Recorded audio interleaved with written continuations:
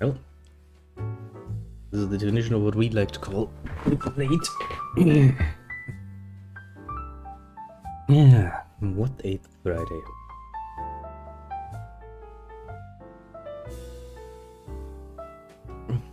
No.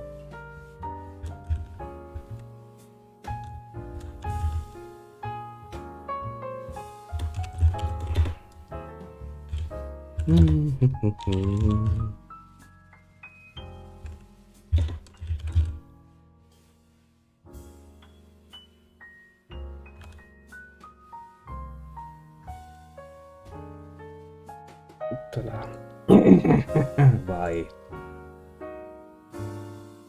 Yes, writing text is difficult, especially at this hour. Many things were expected on this fine day, not so much the fact that I just managed to get around to it. That was unplanned. But hey, I said, no stream will be missed. Although, I guess you could technically argue that it is a day late. Not actually a full day though, just like a meager roundabout, let's say 10 hours or so. Why though? That was one hell of a ride for Friday, I can tell you that much. I will tell you in more detail once we are in the game, but for the moment just let me load everything. Noise and prepare. Okay. Currently at this hour I can't write. Even the kid is like, what are you doing? Why are you doing it? Are you insane? Prone to be A, rolling in bed. B, beating D. Of course the kitty is not wrong. Now then, like this, and like this. Then. Well then. Welcome back, little people on the internet, to this very, very, very strangely timed stream of mine. After I make sure that everything's actually where it's supposed to be, not in my way. Well, you might be wondering why are we doing this now, to this godforsaken hour. The early morning, to be fair, from my point of view. Well, mostly because I had quite a bit of trouble yesterday, and as such I ended up having to abandon any plans for a nice and peaceful evening. And instead, I decided to do it, well, the first thing in the morning basically. Bit of a strange way to doing it, but why not, I guess. Now then, next in our little agenda is, of course, what actually did we do last time? Well, we kind of sailed around and murdered a lot of ships. Basically every ship that is, you know, beatable has been beaten, as it is only good and proper. The only ones that are left are the ones like this, who are, well, these are, you know, an unaffiliated trade ship which doesn't really feel like a good target, and things that are, you know, telling me that I should probably not attack him. I mean, I could attack him probably. He only has a Dao, but a Dao can be a pain in the ass too. We did make a good bit of money, so I'm not too unhappy, and I still think we have a bit of a good bit of stuff. I did kind of sell off some things. So technically speaking, we do get to the point where we actually have enough money to buy the next ship. I do wonder though if I actually want to buy myself a, you know, a Dao, for example. If I could actually save up the money for a galleon. I mean, in the end, this would cost me more. I buy a Dao and then a galleon, which costs me, even with my discount, yeah, over 100,000. I could save those 31,000 and instead invest into some sales or stuff. If I buy the best ones already, which would probably be the Dragon Wings. Yeah. Not only is the price the highest, but the effect is also the highest. I could buy those, and then I could use those, of course. I could actually buy those now and then reuse them later on. It's an option on my next ship. It's something to, you know, think about. Food for thought, if you so desire.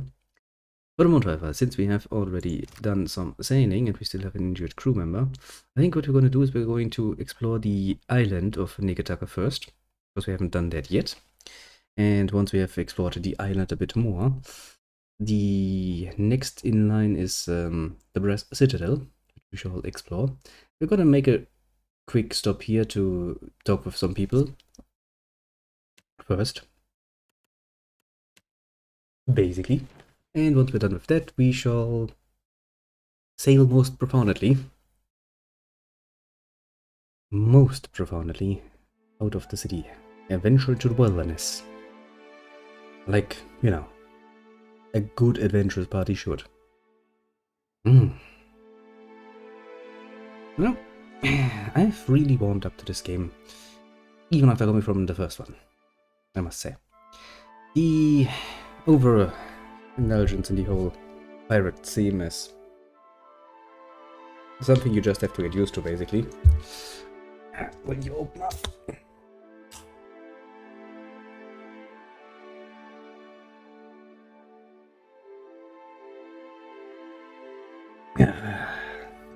Better.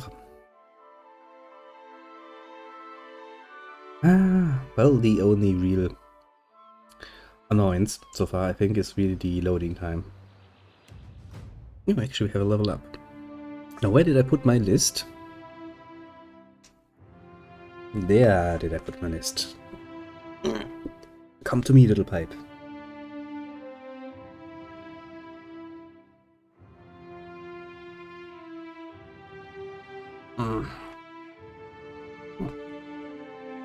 Now then, history and intimidate. Plus athletics. Was wir Sponge. Oh, you made it. Hello there, little Jeff. How are you? As you can see, I diversify my time. Not because I want to, but because I was made to do so. Oh, another one, the little C32. Hello there. How are you both then? Feeling good on this strangest of ours? Spell resistance. Indeed, indeed. You caught me just as I was about to light my little pipe. I was like, hey, look. There are two faces that you know. Not bad.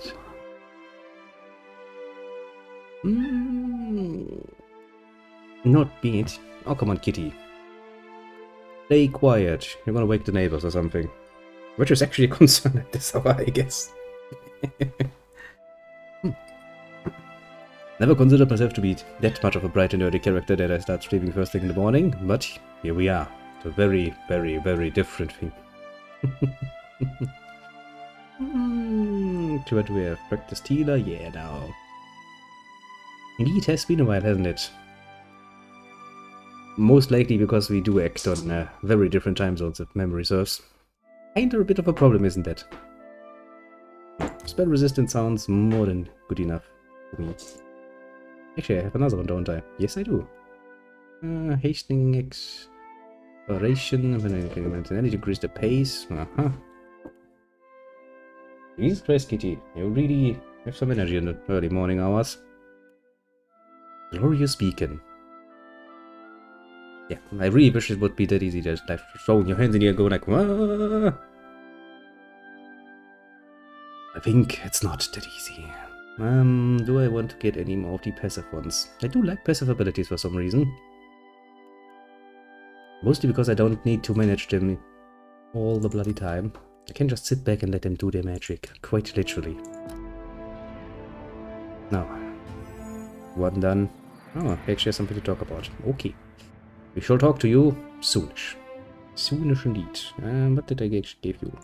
Metaphysics. Seems fitting. Arcana, also very fitting for a mage. Now then. This attempt takes from leader weapon summoning spellcast. This attempt to take. Yes. Faster summoning. That is good because that actually means I can summon tentacles faster. I like that. And what else do you have? Spell resistant. That too sounds like something you would like to have. Okay, Kitty. Enough is enough. There's a fucking window. You will fucking jump into that thing at some point. No. You look like you have something on your mind. No, actually not. You look like you have something on your mind. A little speech bubble popping up, quite literally.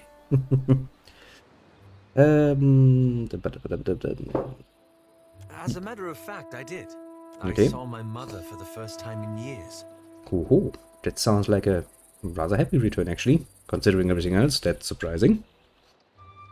Yeah, can you remind me what the situation My was? father was steward to an earl in the Seathwood.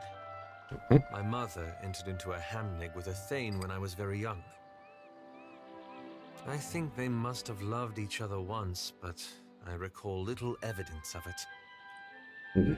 Well, love is all nice and dandy until it has to face the continuous reality of a few decades. That kinda can murder at somewhat fierce. It was. It's strange to imagine an ancient Leaden Key sect could have been working quietly all these years. But we've seen stranger things, haven't we? Let me think about this. Factually.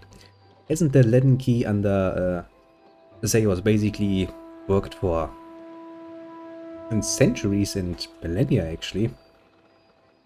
Without any sort of, you know, larger disturbance to its inner functions. And it's a good thing that we murdered that guy. Can't imagine anything else. That was not what I was hoping for. You lied to me. You had nothing to say. I mean, look at him. His smug little face going like, I tricked ya. What an unfriendly fella. Now that showed you, oh, right. For a second I was like, what happened to your face? I was the one who put the mask on you, didn't I? I mean, it is rather fitting color-wise, you know, green with green and more green. To be perfectly clear though, green has never been my color personally. I guess that's a matter of taste. What actually did I train you in? Diplomacy and religion. Well, how fitting for a priest. Really the idea of a good cleric, not an evil cleric. Never understood why they needed to make things so fucking difficult. In D&D specifically. You know how they are. Paladins, and they're quite literally bound to be lawful good. That's so annoying that they actually had to create a blackguard to kind of counteract that. While when it comes to the cleric, it's like, yeah, your cleric serves a god. It doesn't really matter if your god is good or bad. So a cleric can be evil, but not a paladin. What's the point? Of course a paladin can be evil. Unfulfilling logic there. Quite literally. You do have wisdom. Yes, you have. I don't really use that, and the priest also doesn't do many summonings, if memory serves. I mean, it might actually be a good idea to get started with that, when we can actually cast it faster. Can never have enough summoned creatures. I love summoned creatures. They are really, really nice. Mostly because it's free attacks, it's free meat shields, and they quite literally don't cost you shit. Even if they die. Now then, you go away. And also, why is my... I'm not even going to question why everybody is ordered like this nonsense. That is going to annoy me somewhat fiercely. Sooner or later, that is.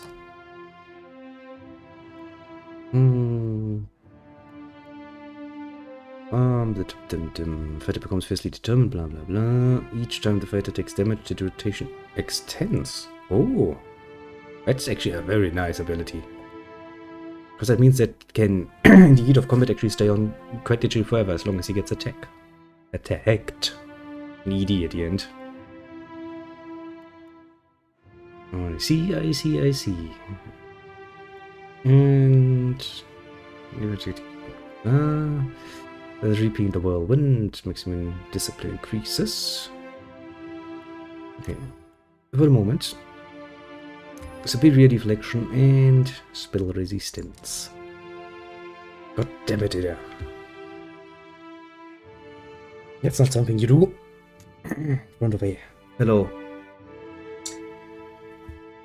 rent off the pipe.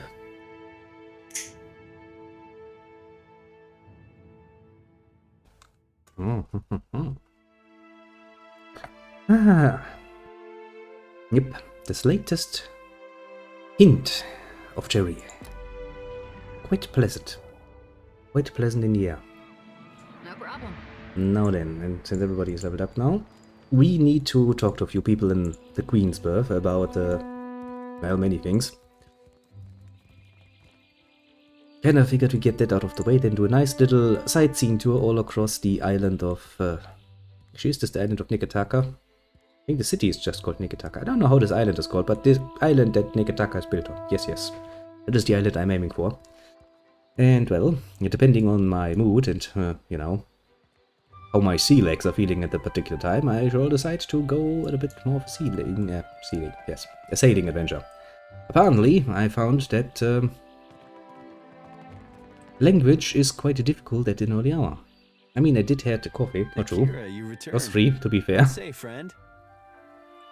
Well, okay. That's a nice little alarm. Why did I set that up? Give me a second. Oh yeah, because I actually need to do something later. Oh, I see. Oh, local reasons. The Dua will keep the island. Akira, I cannot believe. A light after our long sorrow. Yeah, I'm just that good at diplomacy.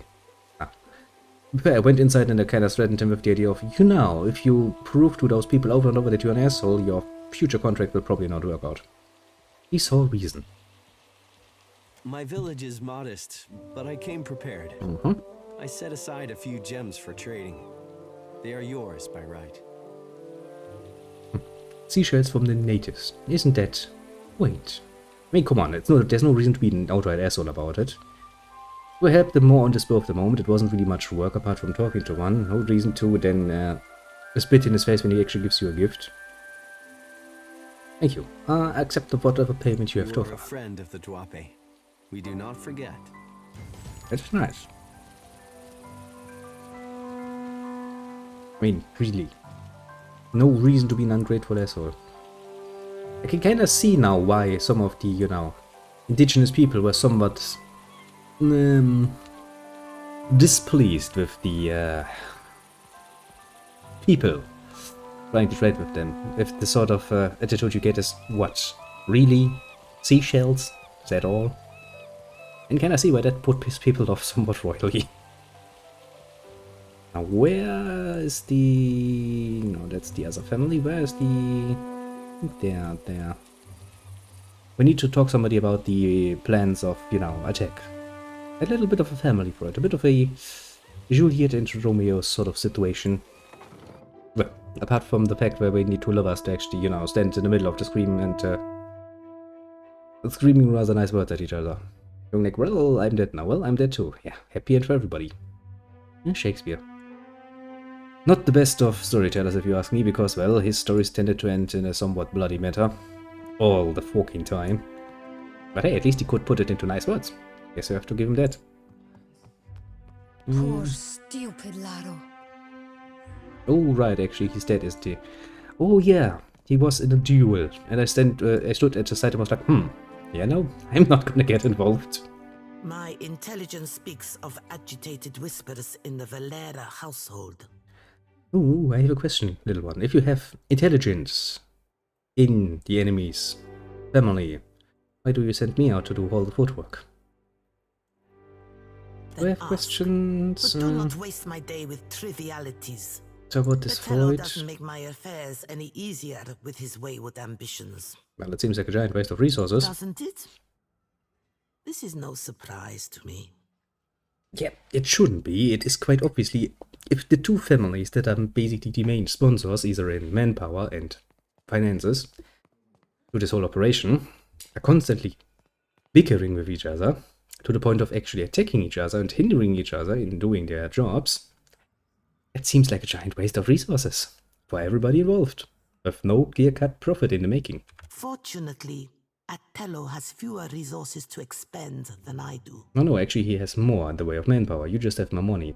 Which means you can hire more people, technically speaking. More pleasant subjects, I hope. Yeah. sure. Let's talk Have about their on, plot. then, and don't leave me in suspense. Hmm.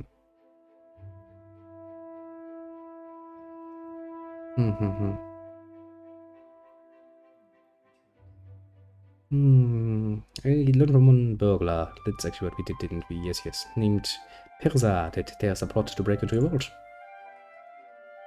A sickle of a smile spreads from cheek to cheek. Now we know enough to sidestep this particular trap. Here, your deserving pay. Uh-huh. I mean, 1,500 copper for basically telling her, like, I heard from the thief on the street that somebody's trying to rob you. That's okay. I'll take it. We allow this heist to play out as intended. We will watch as our enemies walk into a trap. This will be the end of the Valera's short, ignoble reign in high society. Why not just go over there and slaughter them all, you know, if you're that willing to murder their people? It may well come to that. But until then, we have cause to be discreet. I would prefer not to make our dealings with the Huana uncomfortable. Well, this is a bit of a moral dilemma, isn't it? On one hand, I hate getting involved in such a messy situation. Even then, choosing sides in this conflict seems like a giant, stupid move. Like, you know, a really giant, stupid move. And then again, I am a mercenary soul at heart, and they are bankers, they have money.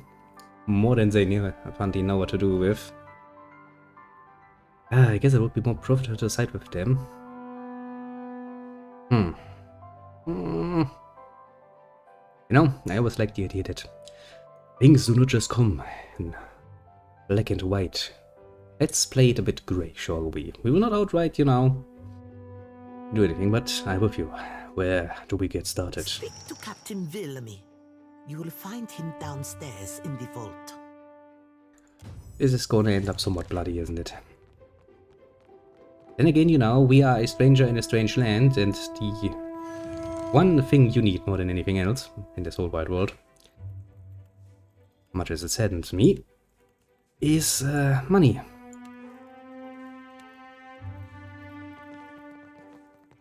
Hey, look, my formation works again. Might be an old thing, you know, way back when, from when people still played Baldur's Gate.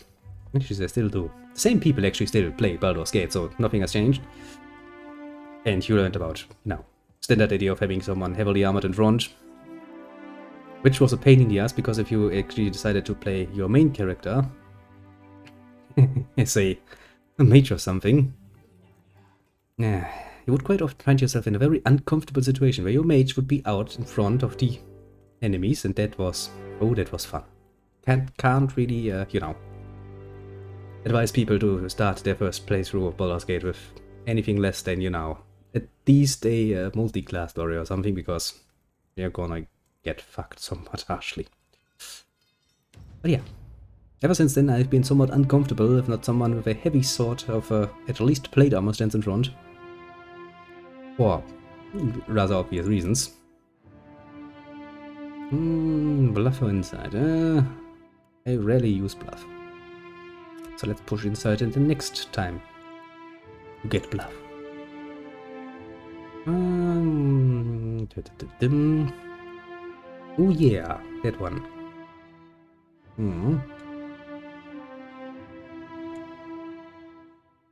Actually, neat little thing. Rapid casting, that would be rather good. Far casting. Actually, let's get those two. Because technically speaking, a cipher does still cast. It might not necessarily seem like normal casting, but yeah. It's how the story goes. Now, of course, we're gonna make a nice little quick save before this particular nonsense is going to start rolling in rather brutally. Because I assume there's going to be I would like to say they're best and brightest, but they're quite literally using foot sloggers in the worst kind. Now then, you're the captain? Yes. I take it that Sally clued you into the plan? Not really. Furry lines running down this guard's face speak the years of duty and command. He scrutinizes you with a cautious, if friendly expression. Basically, he's like, you wouldn't rob us, would you? Of course you wouldn't. Or would you?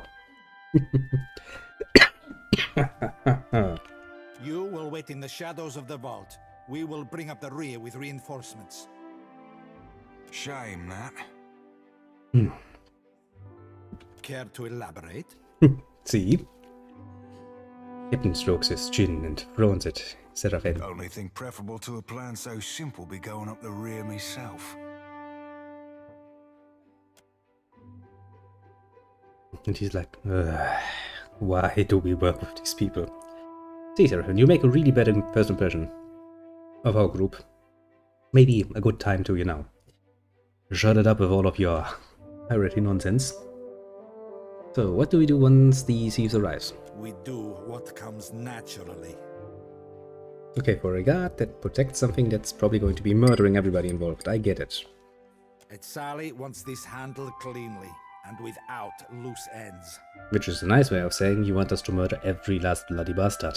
Okay, I'm not against working for my money. But that's really not much of an elaborate setup that we are doing here. I am sure that the thieves as well prefer direct confrontation over the alternative. So, what's in the vault anyway? A modest sum and a few cobwebs. We've relocated most of the wealth and valuables. Shame that. Relocated to where? Good question, Shorty. Beyond your reach, lady. I see you don't trust us, which is, well, I guess if you've been in the guarding business, especially for valuables for a long time, a very reasonable reaction. Even if we're getting the drop on these Valera scum, I'm not about to stake a client's fortune on our success. Oh, why not just kill him now? We cannot arm Otello with any indictment against the Bardatos. Okay, politics, I get it. If he told Juana that we struck first, we will all end our days in the gullet. Well, I'm ready. Let's get this party started, shall we? I don't intend on losing any good men or women tonight. Which means, in, proper speak, he is going to hang back with his man, while we do the dirty work. Which is basically, a very clear-cut position he's taking there. My guards will keep a low profile and watch out for the Veleras. Be sure you do the same. Sure. Oh boy. Merla! Itzali is sharper than she lets on if she knew we were coming. Bitch, please. The fucking birds screamed from the rooftops about your little thieving plot. Quite literally, a random thief in an alley knew what you were doing. Don't even try to pretend that you are good at what you're doing. At least keeping secrets is not your strength. I mean, quite literally. That's how we learned of this plot. If we can learn this by basically beating up some random people on the street, I'm pretty sure people with an assload of money can do the same, even more peacefully. What's with this random guy just walking in? He's like, the thieves are here. We're here. And he's like, yes, I will stand in the middle now. And now I'm going back. Game logic. Surrender now and I offer you mercy. I make no promises that I'll follow through. That's a good way to get them all riled up.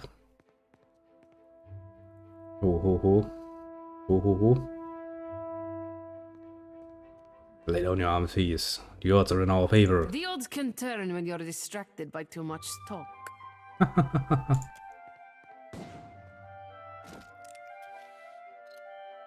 Okay, that was sloppy. Just sat down. Also, I'm pretty sure you aimed at the chest with an old pistol. It's probably gonna get a dent. Poor guy. Oh, she got cut off. For your lives, boys! Okay. After him. Da-di-da-da-da.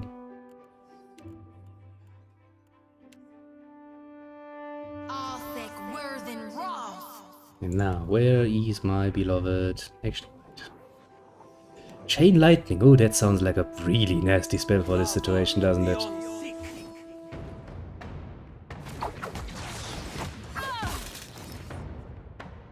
Okay. Got quite a few dead people already.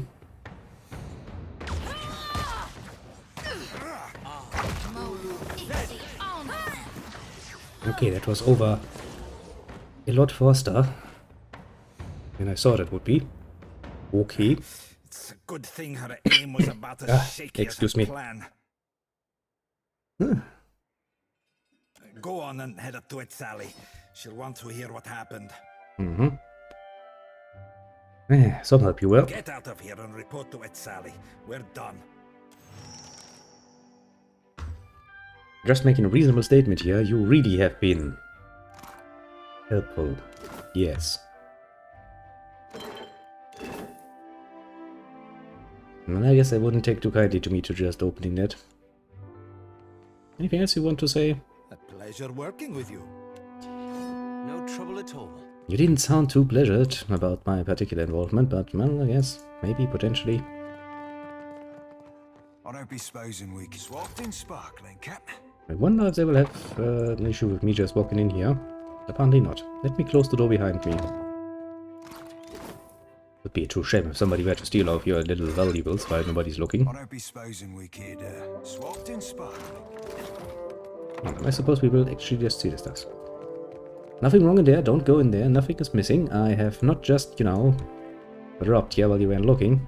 I don't be supposing we could easy breezy, wet and sleazy. The good thing is actually I can still just, you know, open every bloody lock I want and nobody is actually going to take an issue with that for some mysterious reason.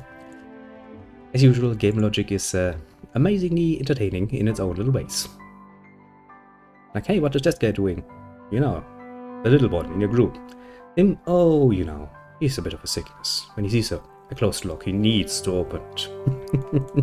Just close it again afterwards, will you? Poor stupid Laro. Now, we did all of our jobs. Now, how much money can we get this time? Tell me, talk to me, woman. Ostinago. What fools these Valeras are to think I would not protect what is mine. I'm pretty sure they expected that much. They just didn't expect you to actually, you know about their precise timing and stuff. That is probably where they fell a bit short. Mela, it is the end of enough. I would see a Taro bleed for this. Maybe you could pay me for the last job first. Take your bounty then. There's more where that came from. That is what I like to hear. Stable income is a very good thing. Especially if you plan to buy a big boat. You know, like a galleon or something. Atello has led his family into their present misfortune. Kill him, and what remains of his litter of jackals will destroy itself. Now we're actually talking about getting hired for a hit. It hardly needs to be said that I'll reward you handsomely. But I will say it all the same. Do we have a bargain? Well, stating I'm no assassin is probably not a good thing. We just basically did a hit on a few unsuspecting people. I mean, it wasn't clear cut as this one, but you know, once you have bloodied your hands already, it's a bit of a moot point to go like, I'm not an assassin, I'm not a monster. It's kind of not flying. Also, as I said, you know, we're dealing in the gray areas here. You could say that there's nothing as black as a an assassin. As becoming an assassin, yes, in a most direct sense, but considering that it's actually going to be in a fight where both sides are basically waddling through quite a very nice amount of money already. Gray. Let's just stay in the gray. Yes, mental gymnastics are very, very useful for this particular nonsense. That's a deal. I'll do it. When it is done, I will make funeral arrangements.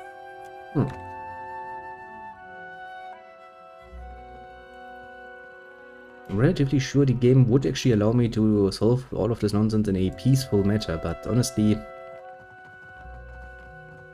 it wouldn't really fit my character, honestly. Just from role-playing perspective-wise and how we presented ourselves in the first pillars, because this is basically the continuation of our journey. It would seem rather strange if my character suddenly becomes a outright goody two-shoes for no bloody good reason. We have been a hardened veteran of many, many conflicts at this point. And, I do prefer a more clear-cut, easy direction.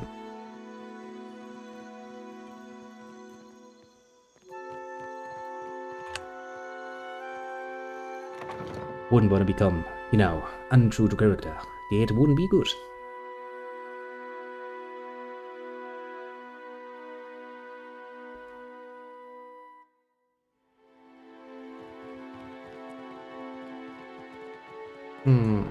Where is he? I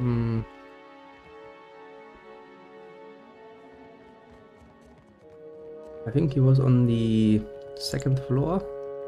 Laro underestimated me. He won't do that again. No, he can't because he's dead. But hey, so are gonna be your peeps in a short while. Very short while at that.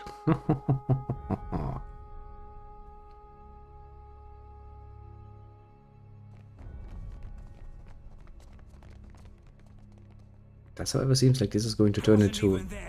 Blame Belder if you must. You are a miserable influence on this family. Happy to oblige. You go here, How may I help? you go here, you go here, you go here, and you stay a bit closer to the door, because I'm assuming trouble is going to come into this room. Sally will be sharpening her knives. It's time for us to do the same. Ho ho ho. Gods help my churlish braggart of a son. How did it ever get to this? You, what are you doing here? Well, just stop by. Right now we need blades more than we need good neighbors. What would you have us do? Kill Azali? Kill all of them. No witnesses, no bardatos. Well, Izali sends her regards. You know, there's an old saying how it gets ever tougher to pull the trigger when you start thinking about things. Let's not do this in this particular case. Also doesn't really fit the character. Merla, Merla, I will put down this Verdato dog. You will not. Let's go. Now.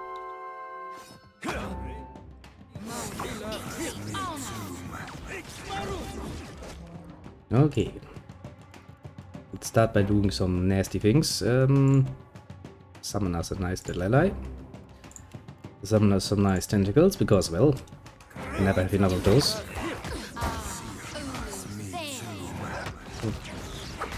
See, I knew they would just come run into the fucking room.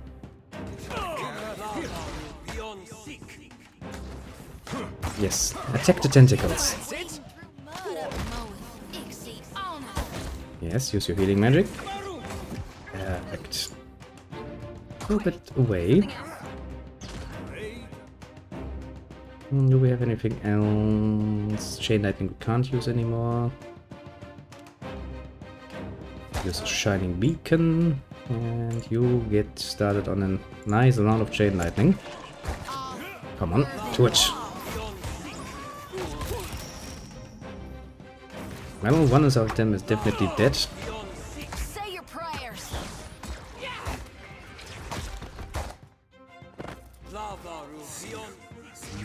Yeah. Things are under control. Oh? Well. And so this particular story ends with me stealing one of their stuff. I don't be supposing we swapped and sparked. Well, to be fair, I don't think they will actually, you know, need their stuff any longer. After all that, they can't take anything with them.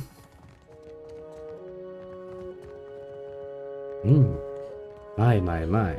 Wouldn't be a shame if somebody were to steal off your stuff.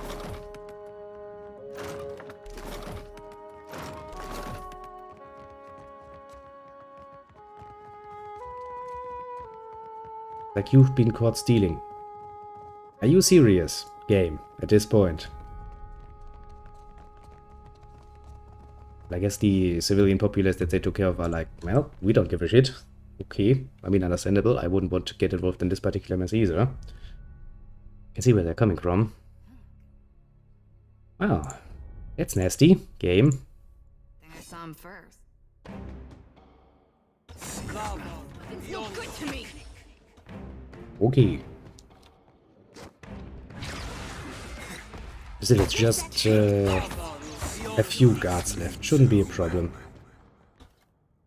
Why do you just let them pass? You idiots.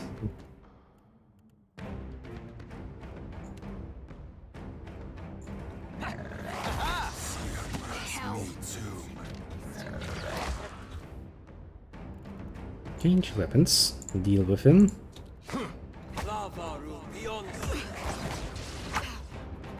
Something else. Come on, you can do it. I believe in you. Feels like wading through mud up to my armpits. Come on. You like that? Let's go. Moe Ixie Ona. Okay. Come on. You please murder him. Better. No, it's better.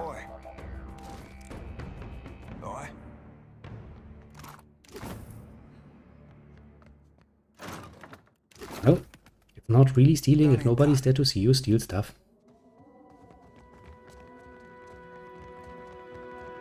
Be ready. Be showing them the light, lass. Okay. Ah, Captain. Another one. I'll be a rare tick from feeding the fishes. You actually are. Why not? Now, take more stuff.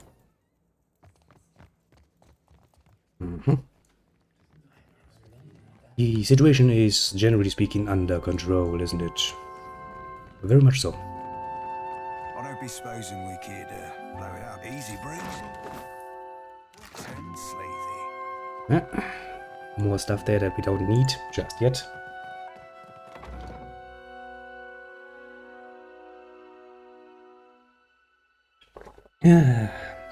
Nice.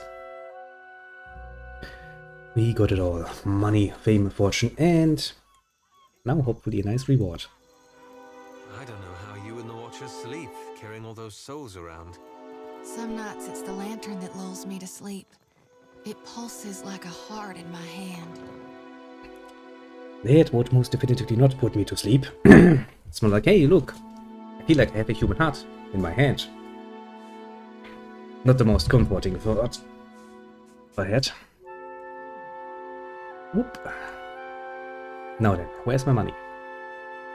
I did a good job, I want my money. The most important thing. I do kind of want myself a nice big boat, and that requires money. It's finished at last. Atello Valera is dead, and you have your reward. Yeah, that's really not worth it. Apparently the assassin business is not nearly as well paying as I thought. It will be refreshing to engage with accomplished foes for a change.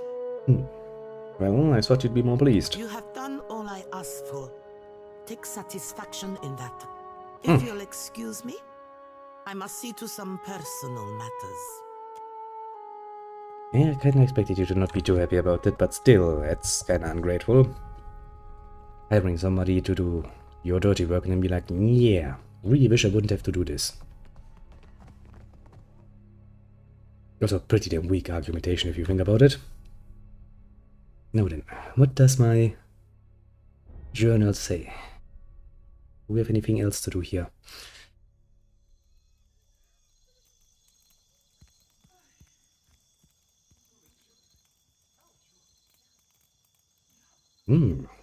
Apparently the Huana aren't completely blind idiots to what's going on in their city. That's I confess. I take full responsibility for the death of Atello Valera. Oh, shit.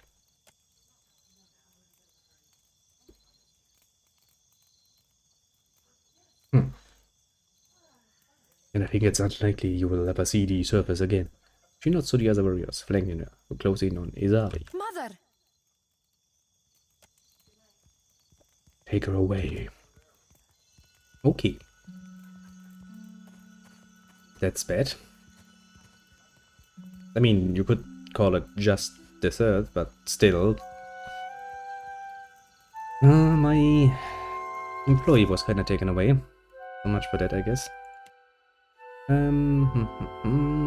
Oh yeah, we have a bounty hunt still. The painted masks. Explore the island around Tikavarar.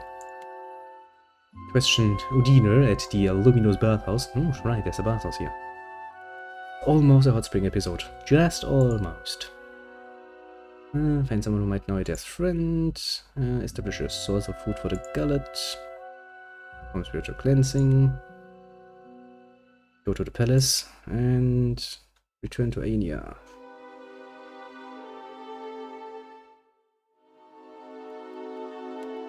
Speak with Captain Ferrand in Lunage. To obtain 3 crates of crude luminous Adra. We see. Okay, so first let's collect our bounties. When we're already busy collecting money for killing people, why not continue doing so and getting ever more richer? After all, we did kinda murder quite a few ships. So we have some, what are they called? Some triumphs. Basically taking the, I guess the personal identifier of the ship. My little privateer, you have news for me?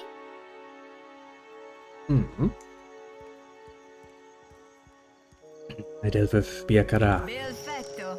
A fitting test of your skills and a promising beginning for us both. Almost as much money for that big hit. That's really putting things into perspective. It goes without saying that I have more work for you if you have the space for more coin. I always have the space for coin. Actually, it's rather surprising when you think about it. I'm carrying around like 40,000 coins in my purse. I don't know how that works, but must be a bag of holding or something, because how else would you actually transport that amount of money without, you know, banking services? What bounties do we have available? The company is always eager to hunt pirates. My contacts have one by the name of Veen in their spyglass. Veen is a Vithrak, if such things matter to you. Gets in your head, they say. I already dealt with that. Perfetto. A pirate deserves no better send-off than a watery tomb. But you did not just come to deliver good news. You came for work, Ak? What bounties? You've done well for the company.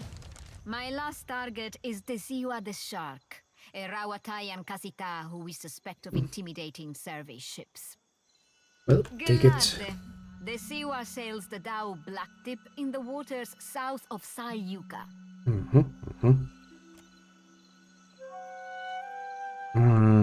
Probably an island we haven't yet found. I don't remember seeing anything that sounds so bloody fucking Japanese suddenly. I'm sure we're gonna find it somewhere.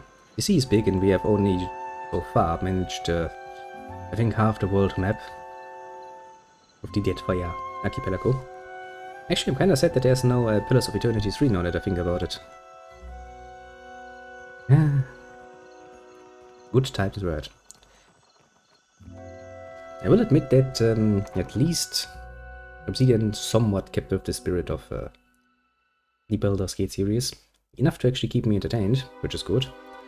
I really had wished though that they weren't really trying to, you know,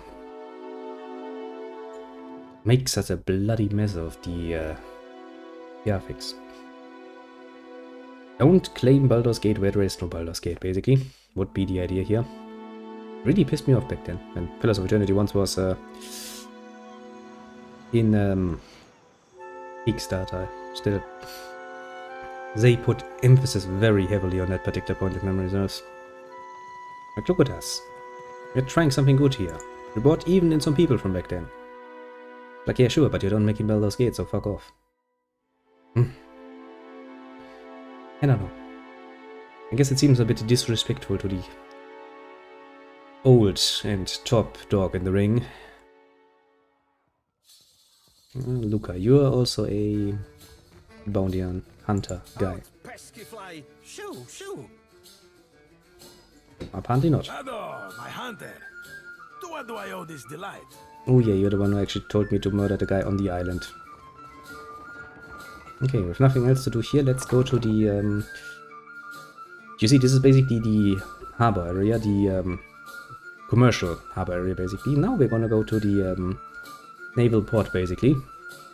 See what the military side of things looks like. Looks in the light, was what I was about to say, but apparently my brain decided to shorten it. I guess I could also... Maybe my brain got confused because it was like, maybe? My brain works on a very high rate of conversion at the early morning hours, I see. Well, of course it does. A bit of a fun thing for somebody who regularly has to wake up very early. I'm actually not much of a morning person. I hear somebody call for your attention. Massa, please! Wait a second. You're wandering through the streets when a man approaches you, cutting through the crowd. You've never seen him, but the look in his eye suggests that he recognizes you. Watcha, let me through. A meadowfolk man emerges from the crowd, red-faced and wild-haired. He pays no mind to the irritated pedestrian glowering at him. His bright eyes are fixed on you. You're looking fervent as always, Letran. Choti judged in brusque greeting. Response. The missionary puffs out a breath. Suppose that was a compliment coming from you? Indeed. I strive to follow the light. And godliness.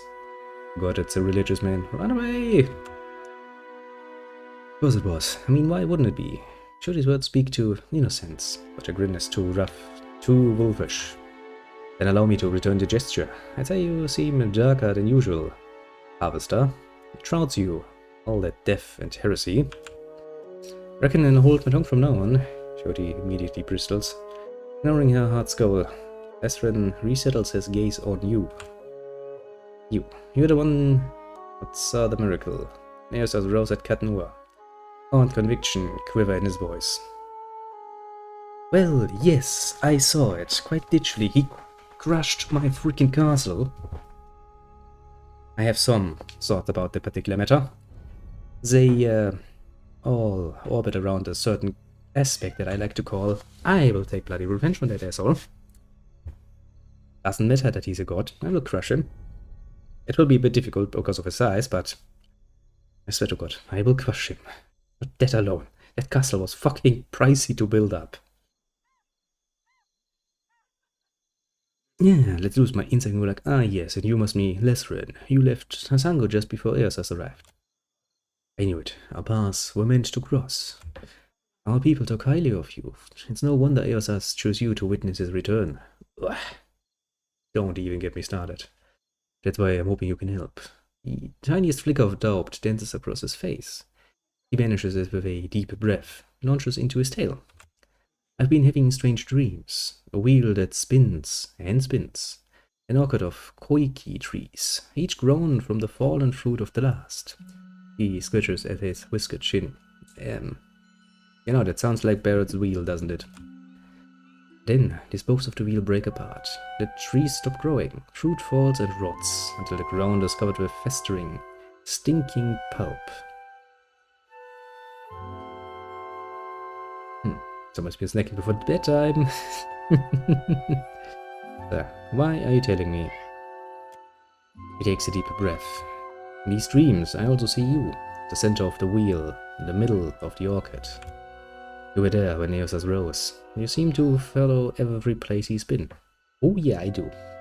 For other reasons than you might expect, but I follow him because I kind of want to take my revenge. He works his mouth into a dreadful pout as he gets to the crux of his concerns. Eosas has always meant rebirth and redemption. But so much death follows in his wake, both in the Saints' War and now here, again. His wide eyes are full of questions. Is this what I sound like? Eda gives you a guilty grimace, turns toward Lethrin. Friend, I'd love to buy you a drink if it'd help. He shakes his head, the anxiety mounting behind his eyes. I need to know what this means. You don't really want to know what that means. That's going to destroy your faith.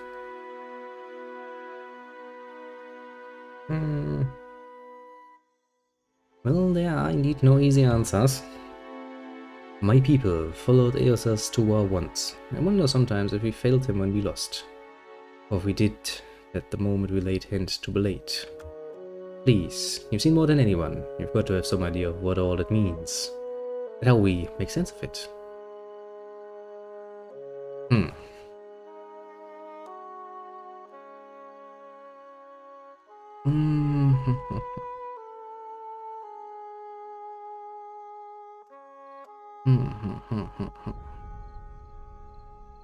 Well, the gods aren't the only means to greater understanding. Together, Kith can achieve much. Just look at animancy.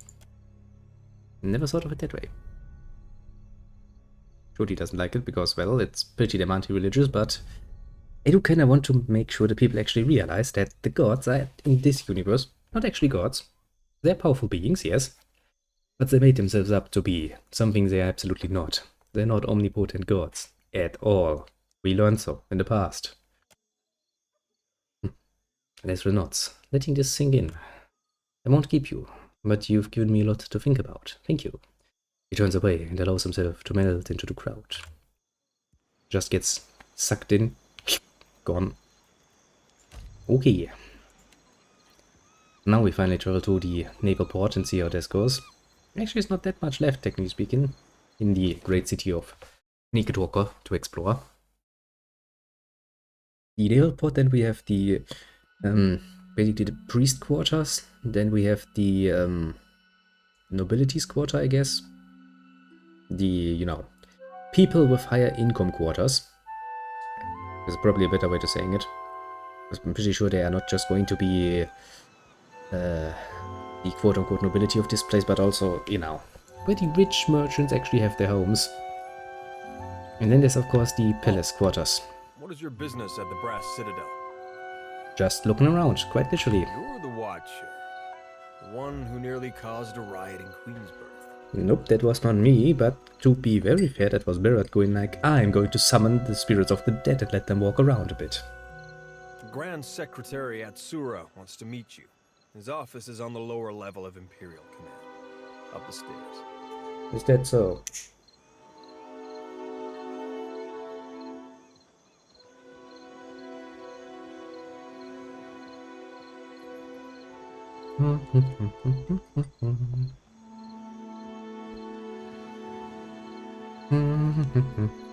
Once you're inside, go downstairs through the room on the right.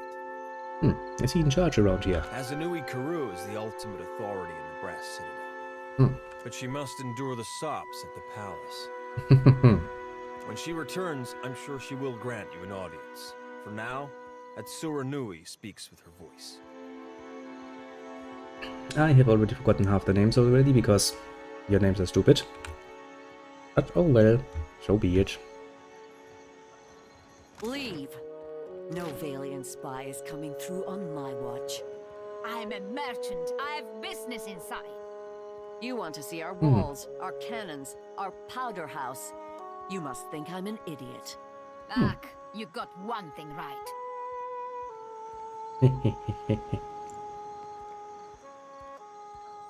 The Royal Deadfire Company is a trading company, is it not? And you are on Kahanga soil. You cannot turn me away. They can. They have a pokey stick. They can't turn you away. Easy enough. The Brass Citadel and the Royal Deadfire Company operate under the auspices of the Ranga Nui of Rawatai. We answer to him, not to you. And certainly not to some tribal queen of Nekataka. So, what are you two arguing about? These aliens are always sending their spies to snoop around. And I won't have it. Good point. And these Rawataians think they own anything they stack 2 stones on top of. I am here to conduct business, not engage in petty power struggles. Well, if the guards won't let you in, that's that. Correct. And how am I supposed to conduct my business?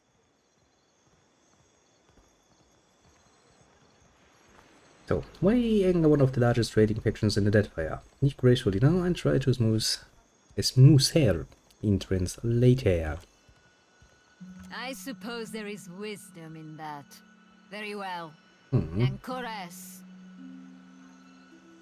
Come back later with a bit more coin. Try to smooth things over. Work steadily. Merchants need to be relatively determined. But you know, it's not always a good idea to just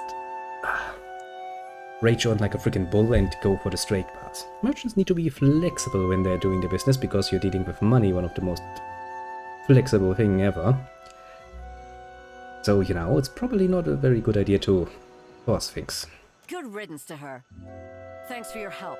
Yeah, it wasn't much of a help actually. The problem is not solved at all. Also, they take no problem with me going up to the walls. The locals don't know how good they have it. Of course they don't. It's like when you grow up, you know, in a nice little village. It might be nice, but it has nothing. Heck, I lived in a small village that had quite literally nothing. Quite a while, actually. A few years, to be more specific.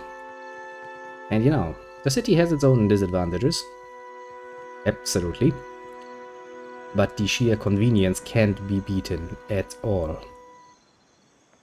Right now, I can basically, at pretty much every hour, every day of the week, go out and get myself a ridiculously diverse amount of food and drink and entertainment. In that particular little village, well, let's just say it like this. Basically, as soon as the sun went out, they stopped lightening the streets and stuff. Literally. Wasn't much entertainment going around, to be very much fair. The man greets you with arms crossed over his chest. He has a mass of scar tissue where his left eye would be. His hands are knotted with bulging tendons. Looking for a pistol or an arquebus? Rawatai makes the finest guns in Aora, and I make the finest guns in Rawatai. Which is a nice way of saying I'm the best. Yes, yes. So what makes your gun so special? Craftsmanship. He holds out his knotted hands, keeping them entirely still as he speaks to you. They're covered in small burns and scars that blur the varied pigmentation of his skin. If you ask my superiors at Imperial Command, they'll tell you our main exports are saltpeter and metal. Those are just things. They're prized because of what we do with them. Pretty damn obvious.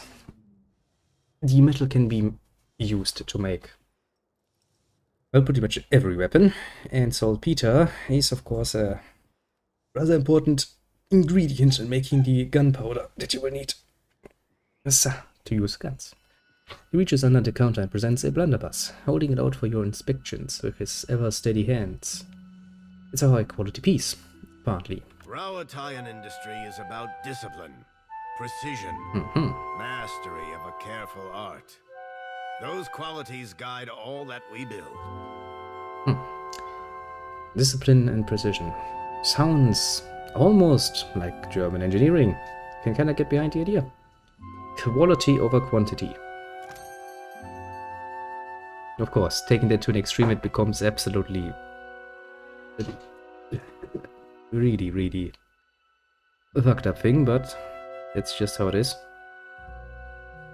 Well, you have some nice things, but still saving up for a ship, so I'm gonna do it like every good adventurer has ever done, and venture into the next dungeon to get myself better equipment.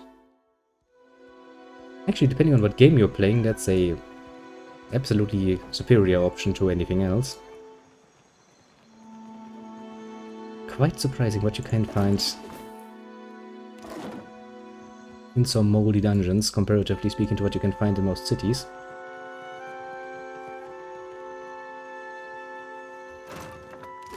I do like it on one hand. It does, however, is a bit... Forsaken cat. Mine? Is a bit unbelievable, to put it mildly, in some cases. I'm sorry, but this area is strictly off limits. What is this place? Private property of the Royal Deadfire Company, that's what. Can I just look around inside? Sorry, my orders come from the Hazanui herself. What's the fucking Hazanui? Rota title roughly equivalent to Admiral. Okay, I see. Come on, I can't get into that much trouble. Wink wink. Not when this place is so well guarded. All it would take is one stray flame, one errant spark. No, I'm sorry, but you really don't understand. I mean, you know, I know what's in there because you're quite literally called the Powder House Guard. Would be fun though, wouldn't it be? Just a small spark, you say? Just a small spark, you say? With sails unfurled and sword held high, to battle for glory and Rautai. I've got all sorts of goods and supplies. Take a look before you head back out. So, why are you working at a Rautai outpost? Because I'm from Rautai. Or, to be more specific, my ancestral home's been part of the Empire for decades. Few generations now. Oh, how did your homeland become part of Rautai? The usual way, I guess. Their soldiers beat ours. Pretty damn usual. Doesn't that bother you? I guess it used to. When I was younger, I grew up hearing stories of the time before from my grandparents. But they were children themselves when Rautai took over. Some wax romantic about the old days. Anyways, I'm just trying to make a living. That's why I'm here after all.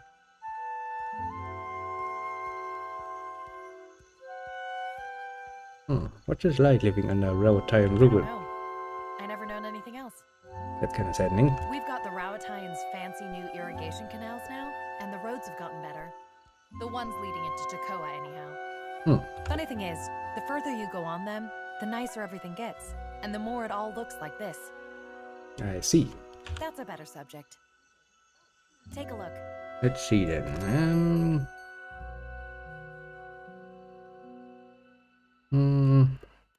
Nothing. Faithfully done, Emiani. Report to Wakoyo Nui when your hands and your temper have healed.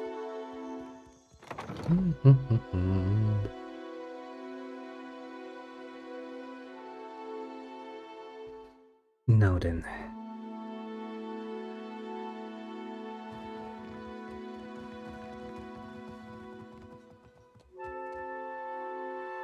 Hello, Fleet Master. Clear skies, my friend.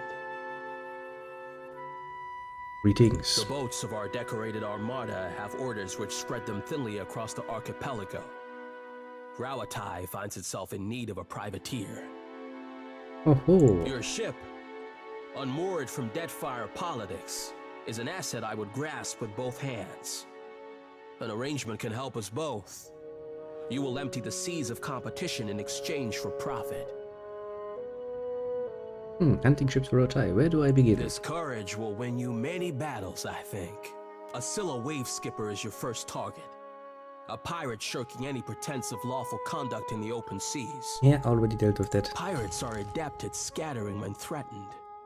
But this makes planting your boot on the neck of a straggler all the sweeter. I would keep my privateer busy. You will speak to me when you are ready for work, yes? What bounties do we have? Your target is Radolf, a Valiant captain and seeker of lost ruins. There is no wicked length he would not go to plunder the dignity of these isles. I'll take it. My confidence swells to hear of this, Captain. Radolf commands the galleon Goldbell, and seeks for ruins east of Nekataka, on the southwestern tip of the Kua-Orakuhu island chain.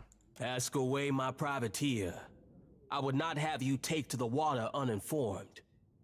Aren't you afraid that privateering will start a war? An official reckoning is drafted to account for every cannonball shot in the name of Rauatai.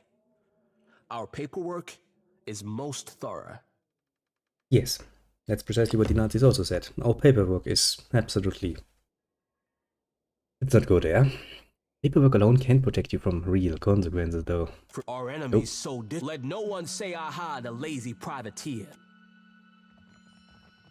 I'm not lazy, I already took care of one of your targets. I mean, I did it more for the fun of it, because, well, say better, I could sink them. Given half a chance, I will do so. Gladly. I'm not so sure I believe you. What am I thinking right now? No, wait. Now. It don't work that way, lass. I pick up on feelings. See fragments of memories sometimes. Impressions. And mostly when folks are upset or a bit of nerve, unless I'm trying to intrude. And I generally try not to intrude. You quite literally intruded on me the moment we met. Ah, that were an accident. If anything, you be the one that were intruding on me. Can't do that, I'm a watcher. Oh, well, you could take a gander if you wanted. I mean, not all the time. Just this once. As you wish, lass. Seraphin looks up at Shooty with an uncommonly serious impression. His eyes seem to drill into her. And suddenly he jerks his head away. He blinks like his eyes are burning. So which is it? Light or dark? What do you see? Neither, lass. Bounced off you like a bullet off an ironclad. Anything I should know about? Mayhaps.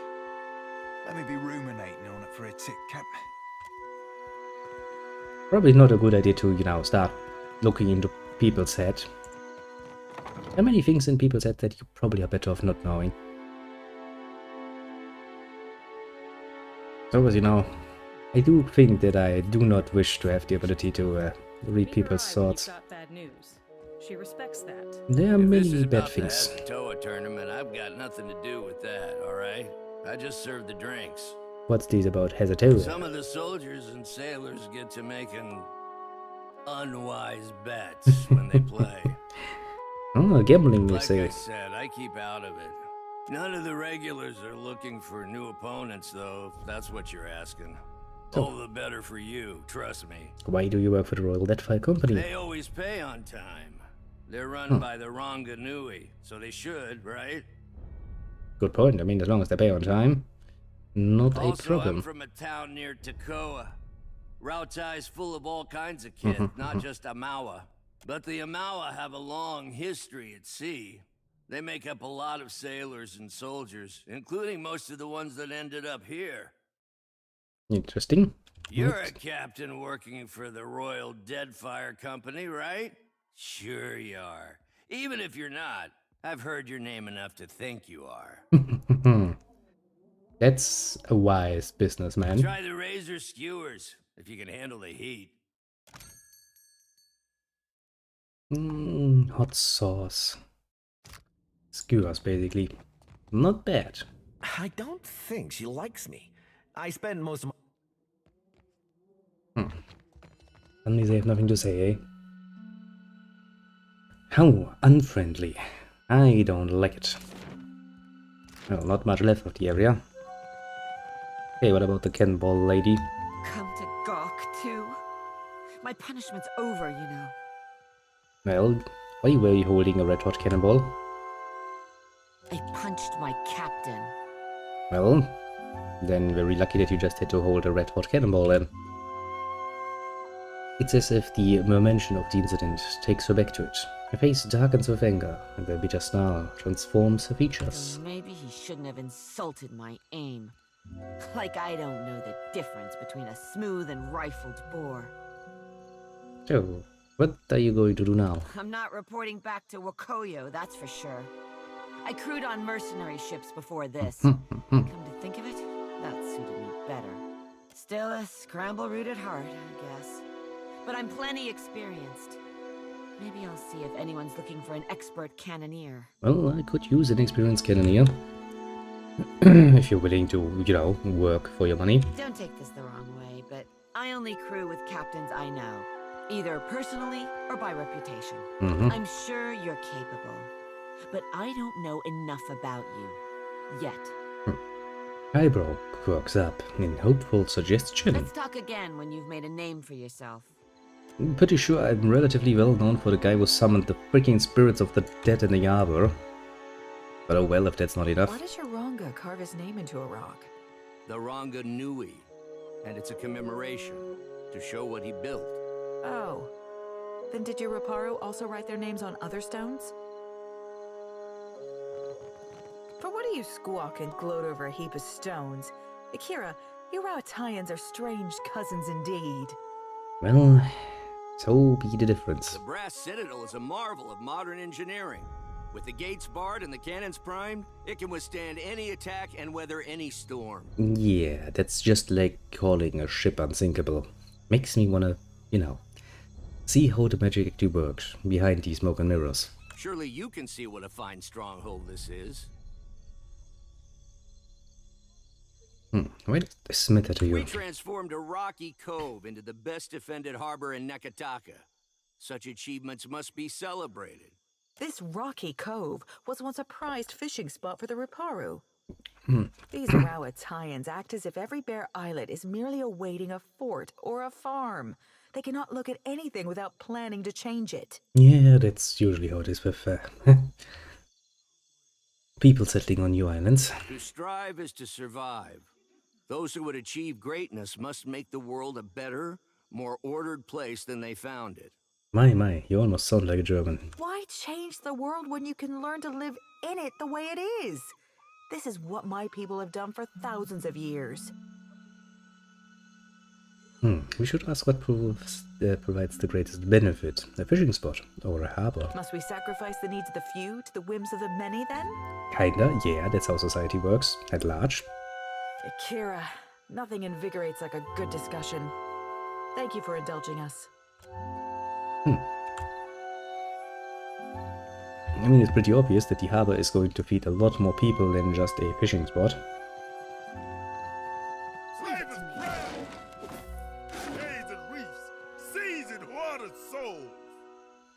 Who would come with sword and gun to end their evil scourge?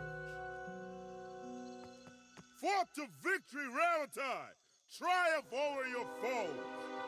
Yeah, sure they will. Never bend your backs, nor battles break your swords.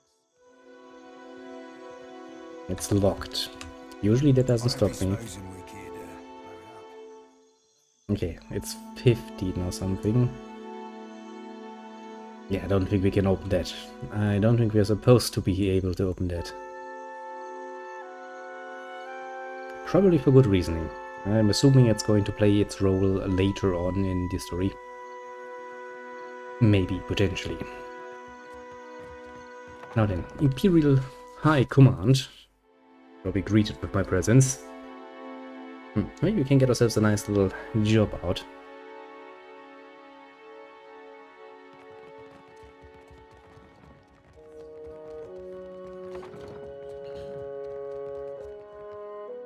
A young woman with a bright white smile, and eyes to match, raises hand and gives you a quick but enthusiastic wave. Then, with an exaggerated look of embarrassment, she stops herself and crosses her forearms over her chest. I always forget that part. Say, you're the Watcher of Cadnua, aren't you? I've never met anyone famous before. Yes, I'm very famous. Except the Hasanui. She yells at me sometimes. The Hasanui yells at you. Oh, all the time. Where's my white leaf? Stop daydreaming. Support me, if you lose the letters again, I'll have you clean the latrines. Doesn't sound like a fun time. All this time, I didn't realize she knew my name. Oh, are you always this excitable? It's just, this is my first time away from the rough country. Mm-hmm. I'd heard there were thick, green forests and sandy beaches without a storm in sight, but I never imagined this. Well, so you are basically... Yeah, you come from the country, don't you? You must have traveled lots, seen all sorts of amazing places. And had adventures you wouldn't believe. See the world, Sabromi. Travel is grand. I sure hope to. I'd love Rawatai, but it's hard to go a week without seeing storms, or hearing about mudslides burying a village somewhere. Well, kinda comes with the territory, I guess. Oh, you're the quartermaster. Can you tell me something? I really wish I could, but my supplies are for the Royal Deadfire Company and our allies. Hasanui's orders. Maybe if you impress her or Atsura, they could make an exception. That would be nice. I would like to get my hands on that.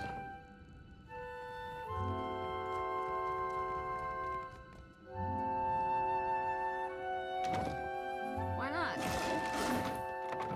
Don't mind me, just doing my usual little steely thing. Gotta make sure we stay rich. Ever richer.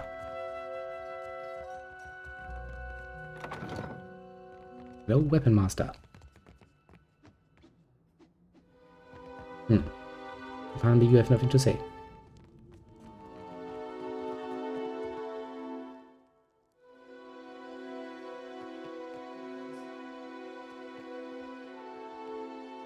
Okay, nothing to say. And I can't get into the office. I see. Well, can't really do much about that, to be fair. Oh, an orphan dog. Seraphim, thought we agreed you'd stay out of my head. I weren't in your head, lad. You think like an ogre snores. Would be a fool not to make sure them thoughts ain't full up of trouble. What do you think you're gonna find? Nothing particular, just, anything. Probably not a good idea to look into people's heads. It's not going to make you many friends, to be very fair. I would like that.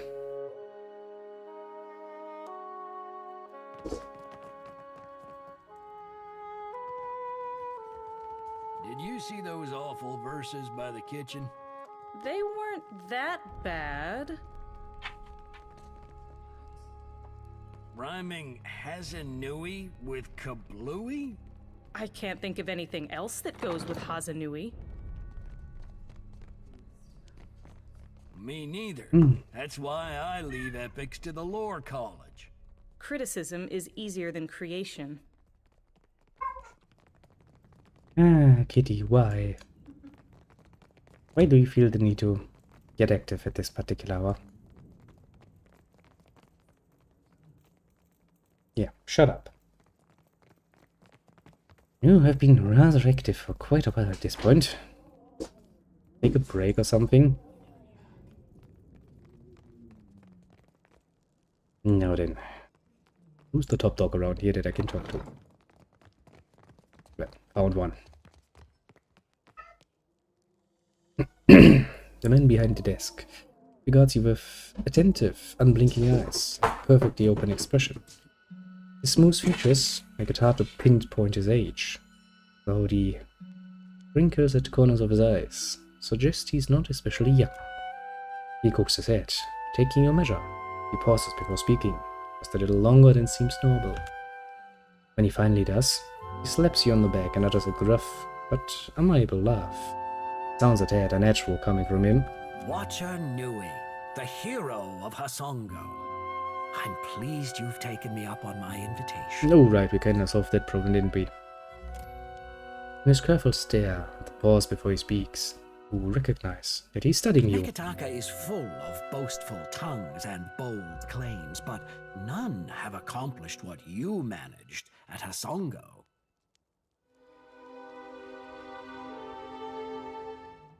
And this is the part where you tell me what I can do for the Royal Deadfire Company, right? You are most canny, but I think we can do plenty for each other. Rawatai has long maintained trade interests in the region. While our homeland is rich in saltpeter, the violent climate and rocky soils make it a poor source for most other basic staples. It's my business to look after the mainland's interests here. So, do these interests include Luminous Adra? That is a Valian frivolity. Leave it to them to observe a substance that occurs nowhere else on Aora, and immediately set about pulverizing it for profit. And what would you do with it? Nothing.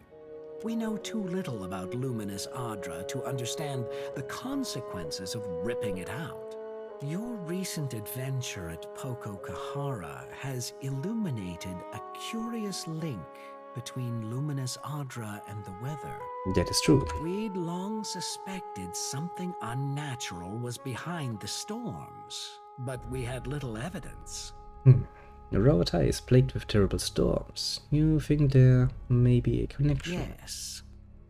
If the storms that assail Rawatai have a similarly unnatural origin, then perhaps they too can be stopped. And if that's the case, then there's more work to be done. Work that you might be able to help with. After all, if you're going to make friends in the Deadfire, you might as well choose the ones with the biggest cannons. Not completely unreasonable. In any case, Hazanui Karu has a matter that could use your help. I see. She's currently meeting with the Queen and the Valians at the palace, but she'll want to speak with you once they finish. Her office is on the main floor behind the large double doors. it's most conspicuous. You seem different from the rest of the Royal Leadfire Company. How do you mean that? Come on, you know exactly what I mean. Are you making advances at me? No. It's for the best. This would be a most inconvenient time to begin an attachment. So what exactly is the Brass Citadel? It's a trading post, of course. Your trading post has high walls, cannons, and guard towers. Anything worth building is worth protecting. How do you mean that? You are not a soldier. Rauatai is composed of many types, but it's true, many here are soldiers and engineers, none of whom are especially diligent about paperwork. I see. Imperial Command. I don't think the other one is gonna be back. So I guess we can't really do anything here.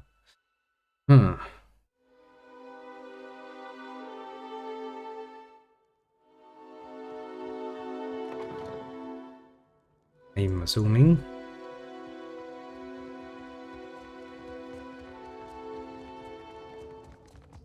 I don't be supposing we could blow it up. Swapped in sparkling, Captain. Well, 3 XP for opening the lock. Nobody seems to be bothered. Yeah, that's good. Now then.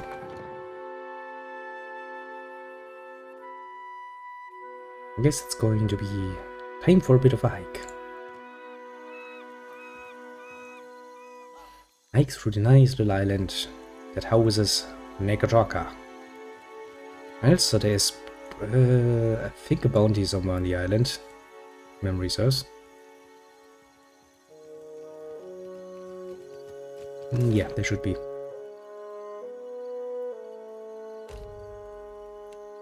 That's a long journey.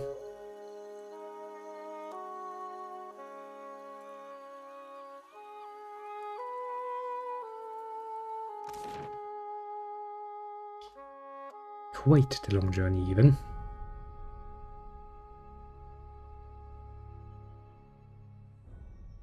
Now then, let's plan some stuff. And find out what's going on this island.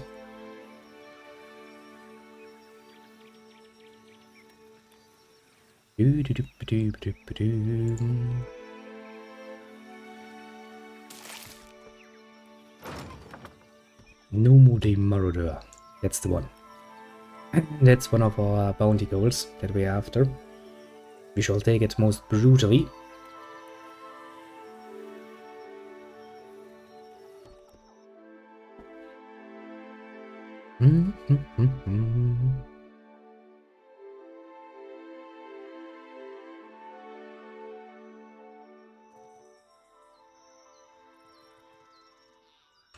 Make a nice little save.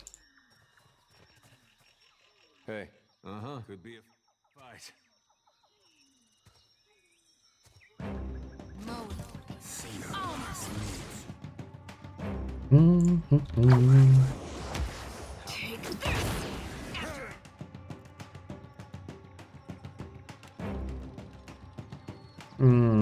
That's not going to work.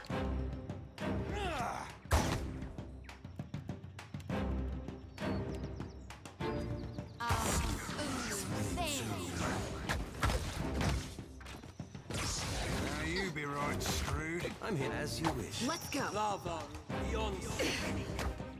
Yep, things are under control.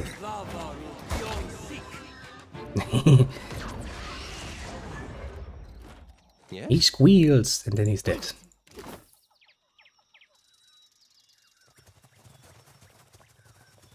Now then. Anything else in this particular little place? Doesn't really seem like it.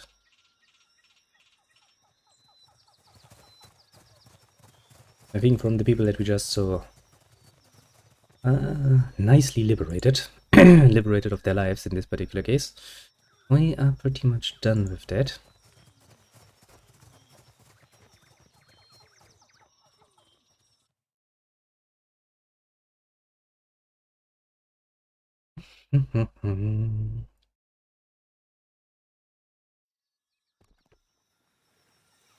No reason to go there.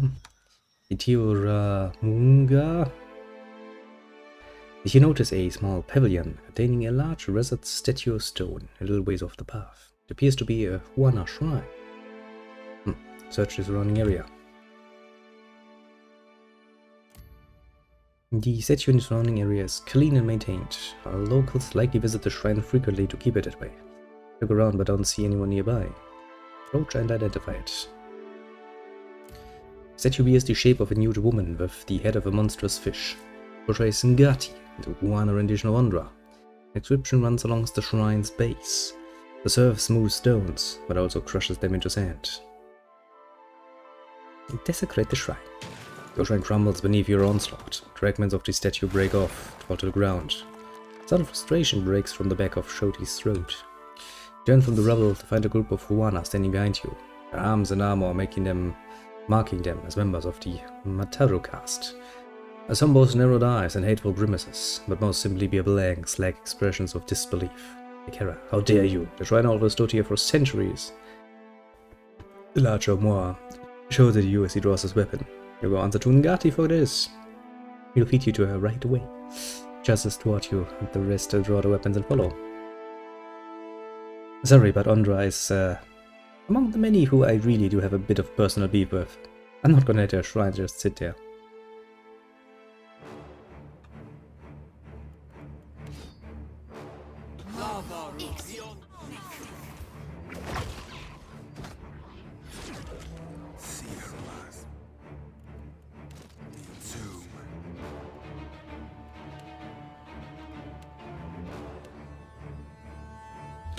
Now then.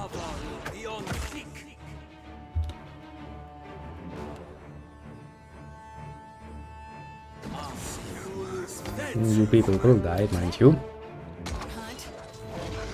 I'm sorry, but since we know that the gods are not actually gods, I'm very sorry to point this out, but I'm not really going to let their little illusions stand.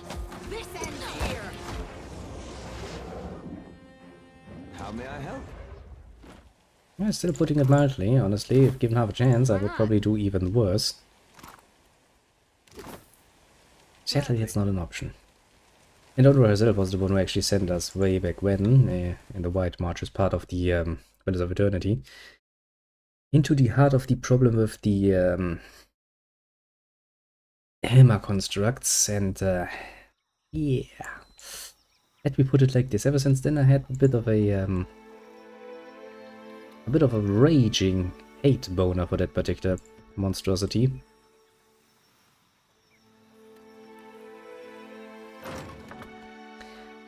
And I'm not yet willing to just, you know, forgive and forget about that particular nonsense. It might seem, you know, maybe a bit unfriendly, but that's kinda how I tend to be. I tend to take my grudges with me wherever I go, and I keep to my grudges. Has gotten even worse ever since I started the business, because when you basically deal on a situation where your word is quite literally your value, you kinda tend to, you know, learn a few things. Search location, keep searching, keep searching, keep searching. Found some valuables, and that's nice and dandy. Still have a wounded crewmate though. Guess we should probably take a rest at some point. Yeah, at some point. Mokotu's Canopy. You're cutting your way through the dense, hilly jungles to the west of Nikachaka when you stumble upon a small campsite. At first it merely appears abandoned, the two tents present have collapsed. Then you see the bodies, two corpses, torn apart and mostly eaten, sprawl across the dark earth. Search the area. The campsite has been thoroughly destroyed. The tents lie crushed as if under some great foot. A kettle rests on its side, very nearly caved in. The fire has been stormed out. The bodies, what's left of them, were the tattered remnants of the robes and holy symbols of the Dawn Stars. The trees to the south hunch bent aside, with whatever caused this carnage came from the left by that direction. Search for salvage. A few hides, antlers, and other trophies lie around the camp. A small chest buried in the collapsed tent contains a variety of fresh fruits. Nice. Search for the presence of spirits. You focus your watcher abilities, opening yourself to the presence of any lingering essence. A vision tugs at you, dragging you forward like the rushing current of a flooded river. You see the creatures, nigh twice the height of a human, standing among the ruins of your campsite, eating the corpses of your fellows. Vines and moss hang from their amorphous, bark-covered form. Lurkers. Lurkers! Dum dum dum. Waves of anger and fear wash over you. Anger and fear, but also faith in Eos has returned. Prey on your lips, you fire arrows from your chanted bow, each as cold as sleet. You hear a rushing sound to your right, turn to face it. Vision ends abruptly. Examine the tracks. You recognize the large, uneven, roundish tracks as those of a lurker, a massive conglomeration of carnivorous plants. You also know the wide groove down the center of the tracks. It seems the lurkers were dragging something heavy behind them when they left. Finish the investigation. By having finished looking over the camp, you take a step back towards the path. Want to put the lamp of yours to use, Shodi? Rest now, my brethren. Promise I will safeguard your journey. Head bowed, Shodi sways a lantern for a long while in harvest, providing ample time for the missionary souls to accept the pull of the light. Okay, let's burn the bodies. Collect and rub the remains, then gather tinder and kindling to build a small bonfire. As the bodies burn, you try not to breathe too deeply of the smoke from the smoldering flesh. Edea Finns is apparently happy with that, is genuinely moved, and Shodi grins. Glad that somebody's watching over them, even if it isn't necessarily Eos's. Appreciate you doing this. Edea notes at you. And the cycle continues. Though the body is thusly shacked, the soul will find its way to a new beginning. Search the area.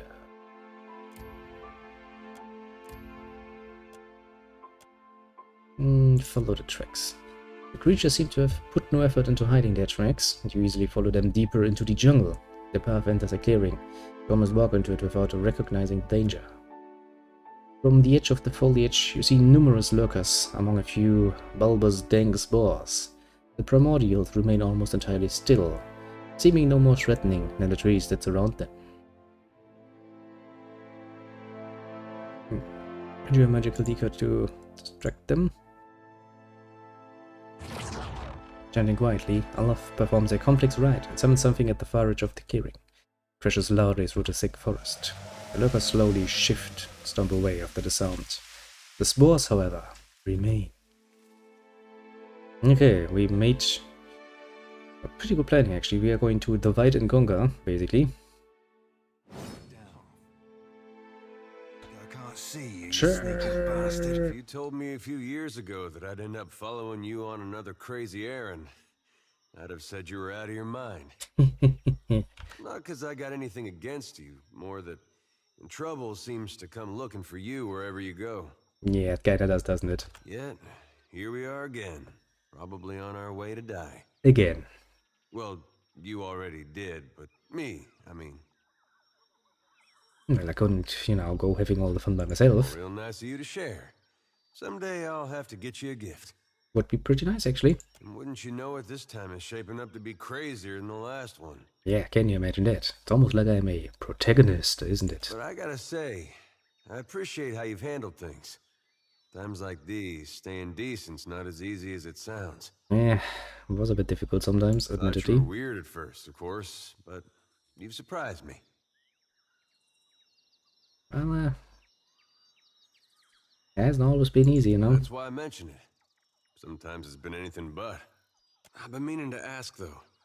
How is it you never seem to lose your way through all this? Well, kinda because there's an, a almost godly presence watching over my actions and continues to guide me down a certain path. What is it tells you you're on the right path?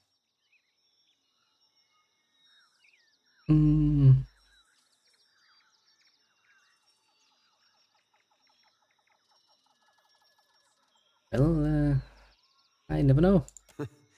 Well, you're in good company then. Isn't it? It heaves a sigh that sounds as if it's been building up for months. The smile is tight-lipped, wistful. When I was a boy, things were simpler. Aethys was more like a character we read about in church. Well, I could kind of see that being an improvement. Well, just about anything would be at this point. Well, most stories had him helping folks or making the world work as it should. Well, so much for that particular nonsense.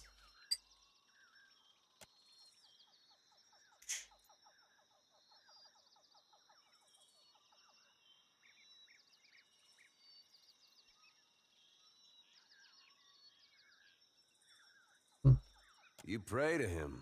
He might help you too. Ha ha ha ha ha. There was no cost to it. No confusion about his will or followers taken into extremes. Following Aethys was right. Had no reason to question. You have a reason now to question, though. Do you think there's any way that following him could still be the right path? After all we've seen?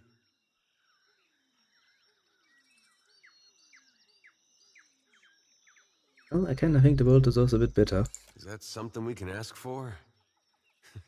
Seems like the gods might take that personal. That's the point. Actually, I'm trying to make. Anyway, I didn't mean for this to get depressing.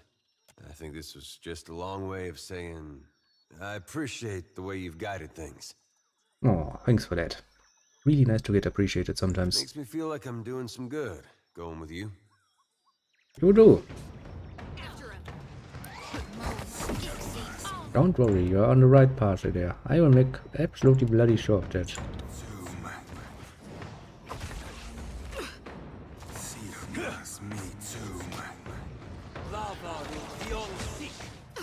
Yeah, I'm pretty sure we have this in the bag. Tell me. No mercy! I'll be more than half anti, alright? Mm-hmm.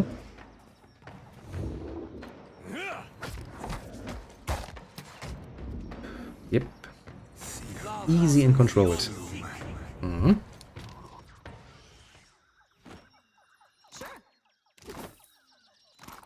Magical bow. And a charmed dog. I shall. It's called Trixie. It's mine now. Okay, no way forward here. And somewhere should be the lurkers. Let's make it safe just in case. Getting a bit over my head. Can happen rather easily.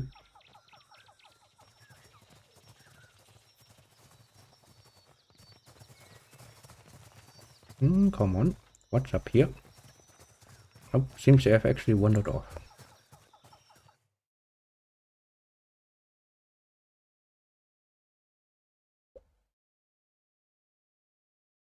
That is good then. Well, we have done all of that. So what's actually left for us? I mean, we did our part. We get through the Brass Citadel. I guess we can look about the bounty.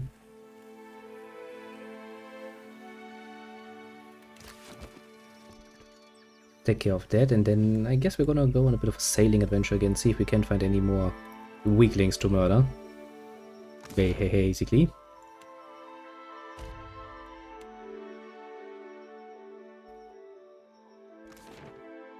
After all, exploration, even if it's on a boat with pirate theme, is basically the adventurous buttered bread, basically. There's not really much more you can ask for.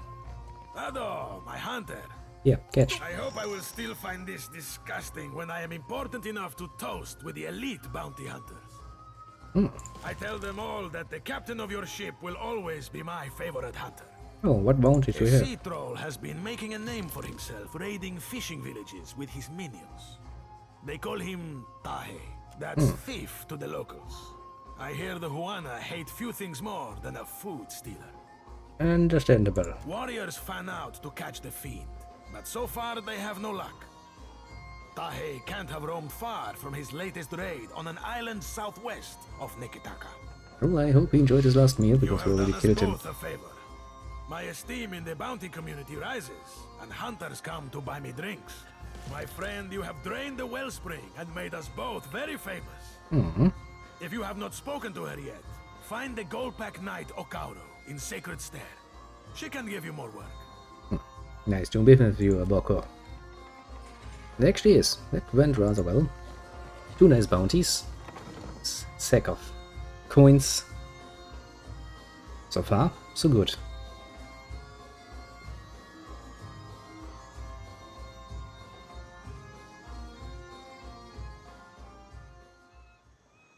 Well then, time to do some more traveling on the sea, I suppose.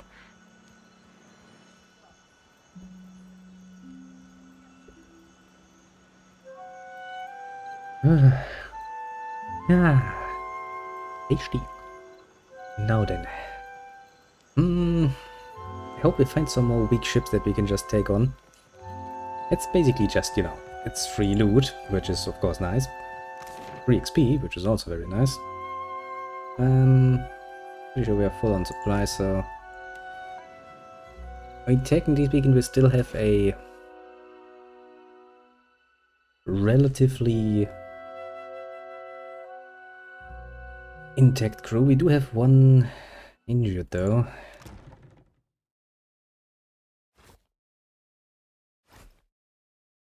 We are bleeding a bit of moral. Predator hull. That gives me a bit more health to deal with. That's good.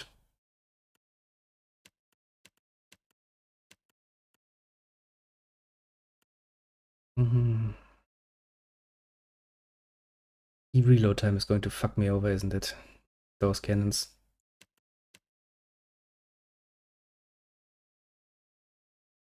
I don't think I have a good cannoneer though.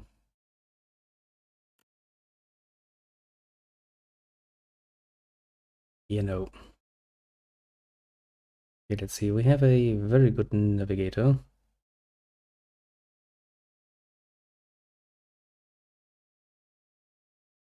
And a very good cook.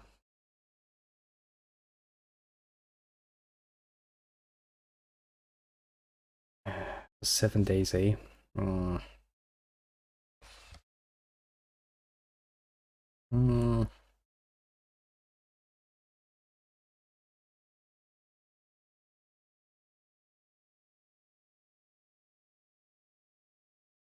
And I think I'm actually going to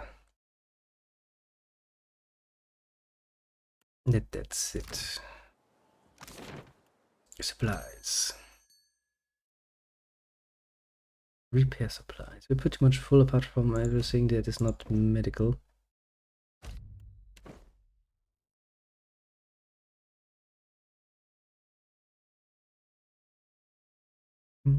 Cannons. 6 turns to reload, eh?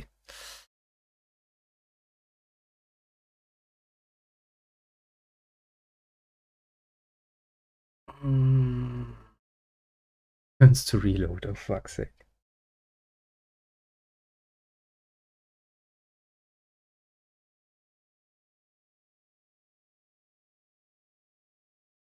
No combat speed.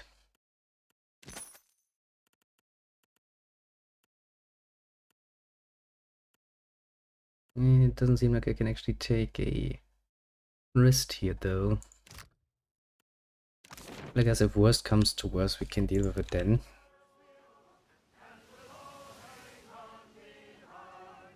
No. New fast mode. Do do do do. No, come on.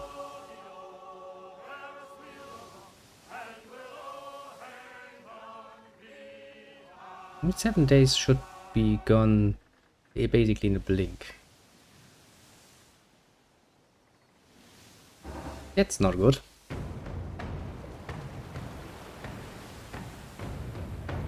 I mean, it's a DAO, which is beatable.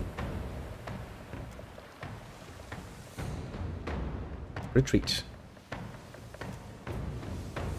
Ah, we actually managed to retreat from that. Coxburg Captain is basically just, you know, basic bitch enemy. A generic enemy number 1, basically. Don't really feel the need to Deal with the last one of them. The named ones, however, those kind of need to be done and dealt with. Okay, what's from crew? Used in design and blah blah.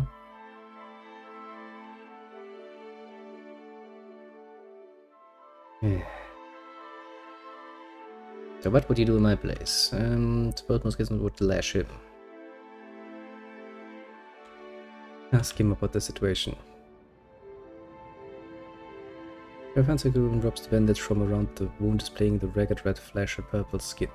That's worse than anything, Captain. Drink's the only thing that makes it bearable. Let's go deal with that. Just that give everyone extra rations then.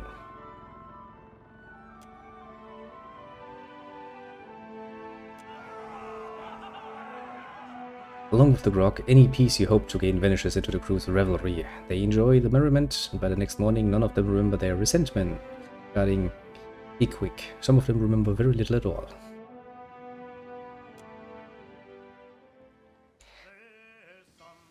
That's good. It's a peaceful solution. And it also gives us an opportunity to waste a day. Which means my crew will get healthy again. Rafik the Redbeard. He's a good captain, not only as a dhow. We can probably deal with that. Probably, I say. Bit of a dangerous gamble. Okay. Advance.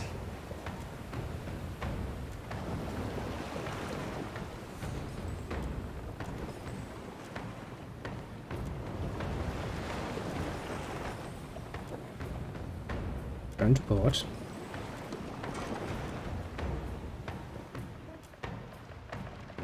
At the starboard cannons. 9 damage. That's good.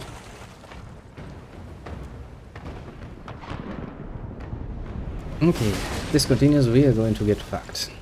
GB! Hold positions. Fire the port cannons.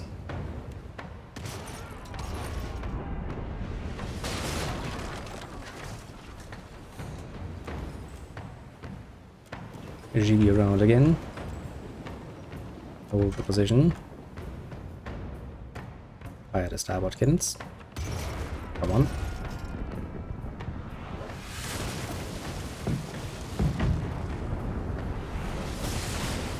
Yeah, that ain't looking good. That ain't looking good. We really need more cannons. Fire. Fire.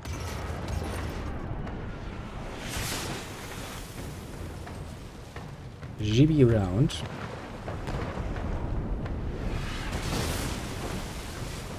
Hold positions. Fire starboard cannons.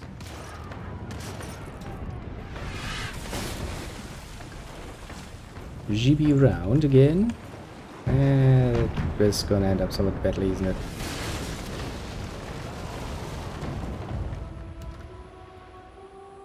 Okay. I really need a bigger ship. More cannons and stuff. This ain't going well.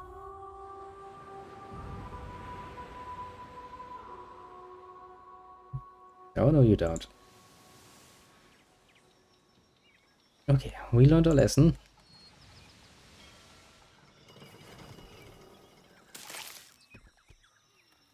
A very important lesson, don't deal with them. You don't have the necessary firepower. We shall have it, sooner or later. Well, what can you do? Not much at all, I would say. I mean, I guess I could try and equip my ship with more stuff that would give me more health and stuff, but honestly, there's a limit to what you can achieve with the small little sloop we have, sadly enough. It's generally speaking more of a quick scout than a heavy combat vessel.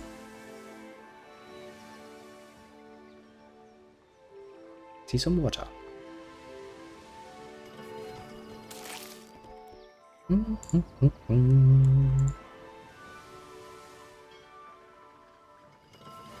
Hey, doesn't mean that we are not going to meet another weakling along the way that we can beat. Who knows? Who knows indeed? There are many things crawling around in this particular sea. That's a chunk. Yeah, I'm not going to even try that. They have a lot more cannons than me. It doesn't seem like the sort of chances I'm too happy about taking.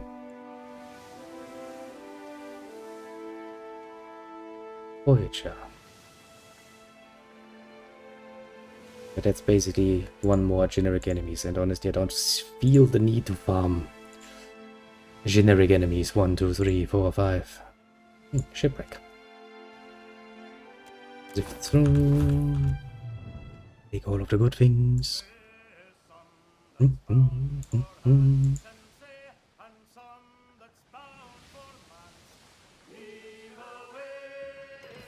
Really do need a few more cannoneers. At some point. At least enough so we can have some reserves. Search, search, search. Let some time pass. It's actually a nice way of doing it. Basically, we're wasting some time, which also, in consequence, will probably mean that my people will get healed again. Sooner than later.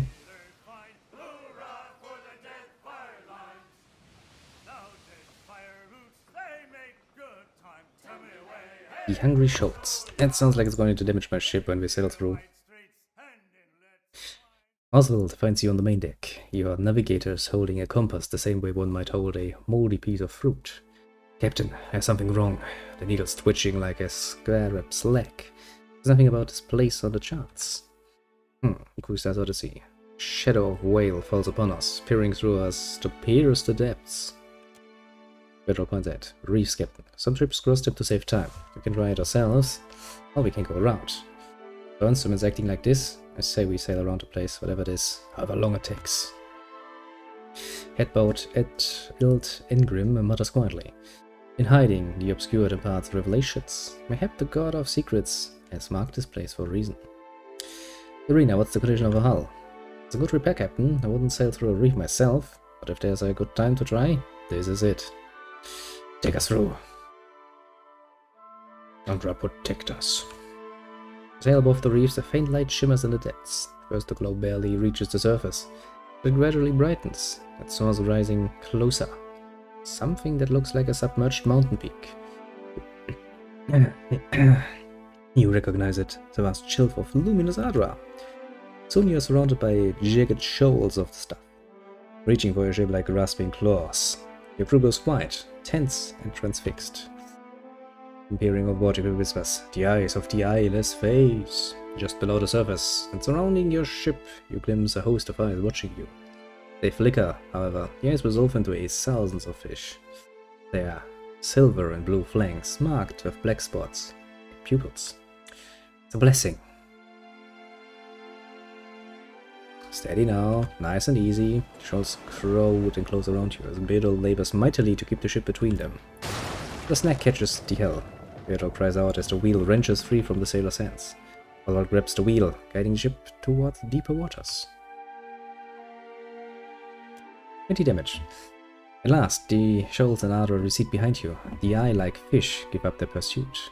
Oswald checks the compass, now pointing faithfully north, breathes a sigh of relief.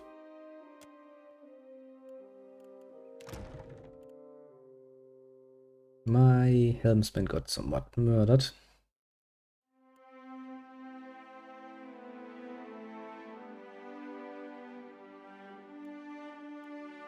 Well, what can you do?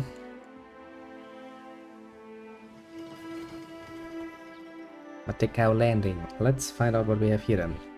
You disembark on a calm beach. A thick tree line ahead separates you from the deeper jungle. You see evidence that another landing party arrived here before. Wooded tracks lead off into the jungle, so it doesn't look as if anyone returned this way. Here at the tree line. Between the trees you catch a glimpse of shadows that shouldn't be there. You're not alone. Listen. The beach is conspicuously quiet and it takes you a moment to realize what's missing. The chirp or warble of birds. Then you spotted subtle movements in the tree line. Well, let's charge. A mad dash inland. You thought you could get the upper hand. Not so easily. I will crush you before you even have a chance. You have come to the wrong place, outsider. Yeah, you think so. I somewhat disagree though.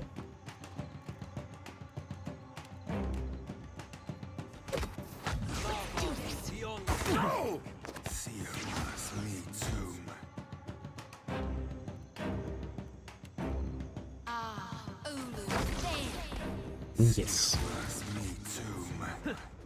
Give me another ally to help me. Yeah, it's not futile, don't worry.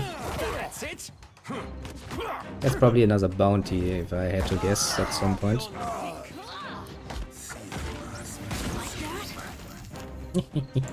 They have exploded. Why not? I hear you. They have exploded most brutally and viciously. They deserve so. Nothing else for attacking me. Those idiots.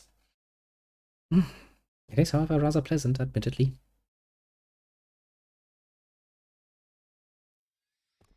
Now then, let's go inland and see what we can find.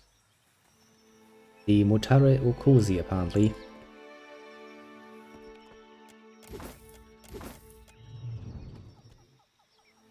And not much more, to be completely fair and level with you.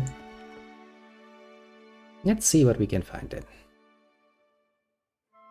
Some mystical thing lost. Some random island. I'm sure it's gonna be absolutely safe.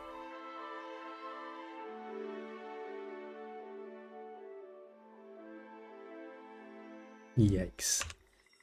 The area itself already looks like I'm going to get very annoyed with it. I saw him first. Let's reap this whirlwind. A corrupted tiger. And an Adra ooze. Let's do this. Let's go.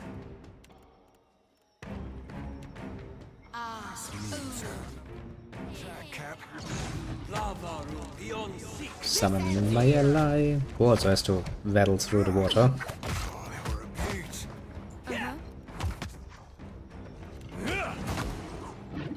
Now then, let's deal with the next corrupted toy girl. And a Brada. Always found that sort of spelling to be annoying. How the fuck are you supposed to say this? Any reasonable fashion. Without breaking your tongue along the way. And then still not much of a problem, I think.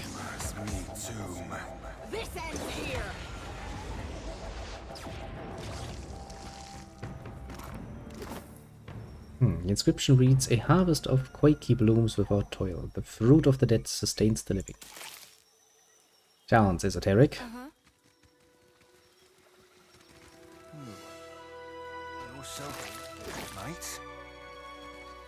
Esoteric enough to make me a bit worried. What sort of fucking nonsense did I find myself into? Ooh, an orphan cat. Okay, admittedly the journey was already worth it. We found ourselves a little cat. Oh, it's little Babs. See, kitty. That's a nice kitty. Not like you. Running around in the early morning hours and doing all he can to be as annoying as possible. Sure.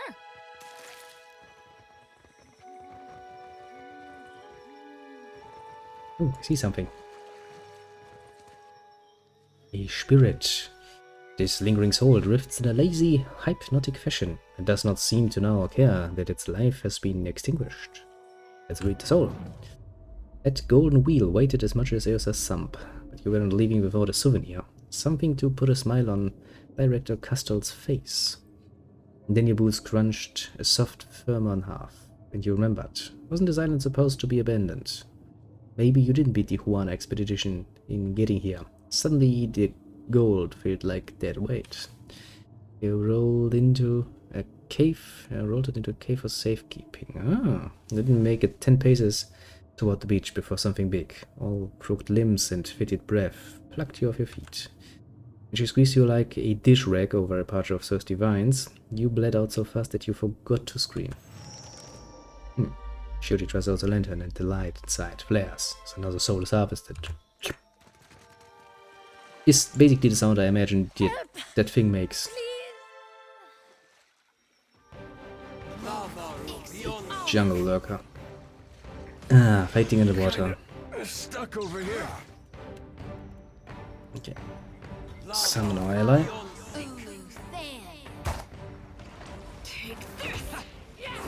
And let's see how this works. Useful as a bump on a pickle. Okay. Rubbing.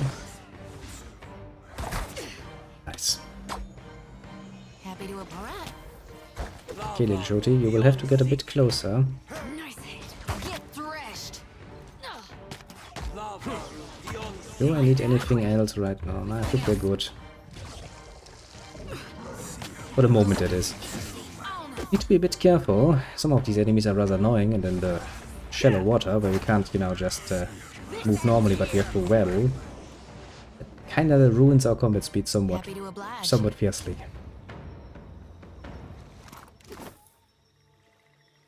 I hear you. Let's see, another dead soul. This fragment of soul vibrates with a sense of deep worry and hesitation. As you draw closer, it drifts toward you with a sense of blind urgency.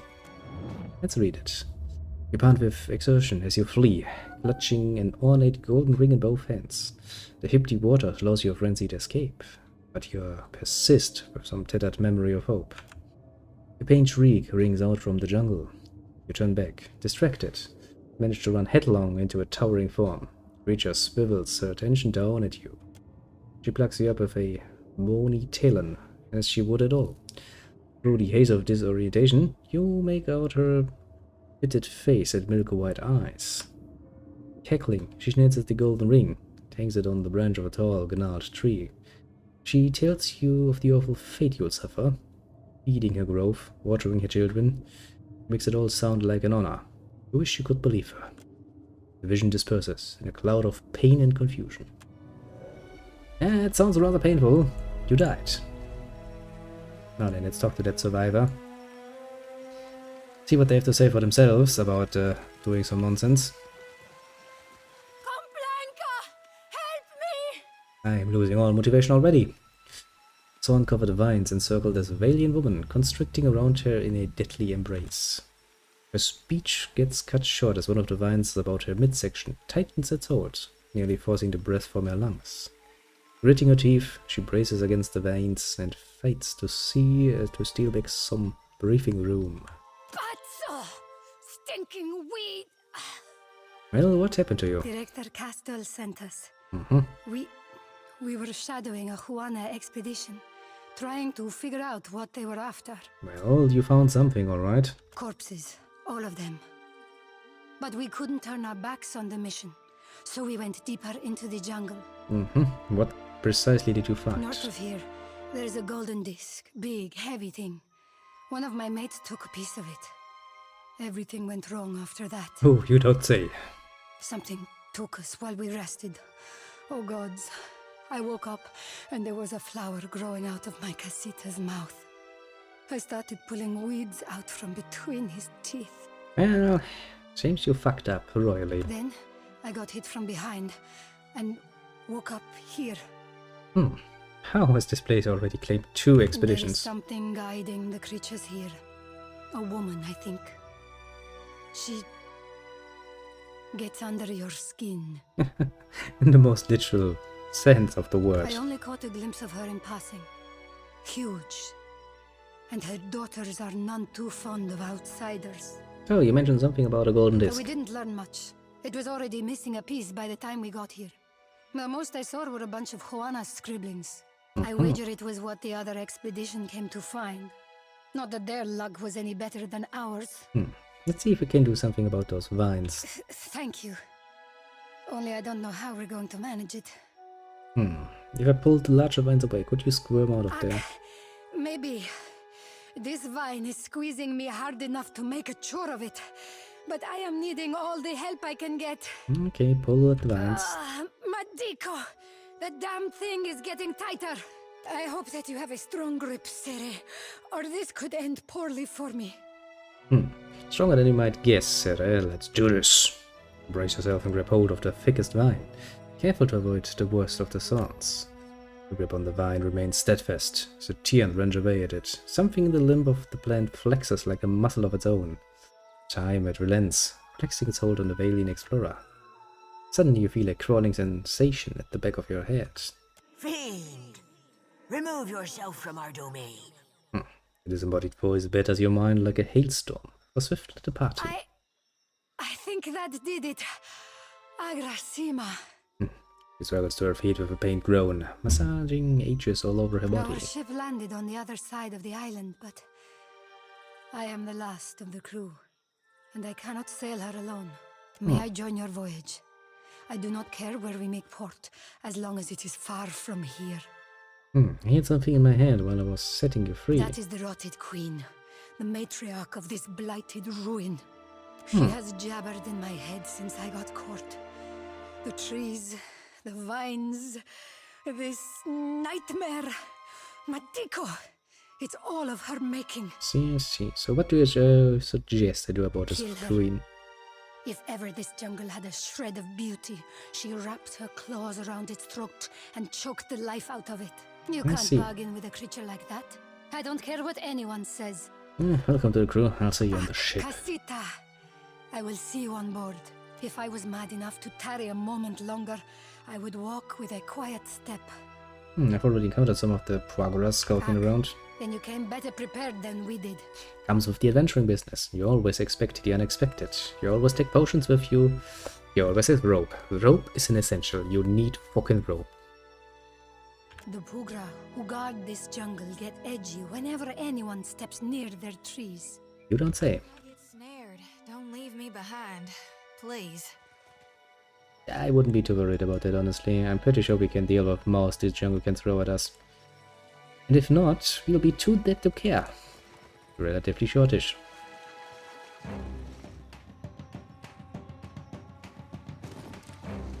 Let's go. Well, we found something. A few corrupted animals. Nothing to worry about.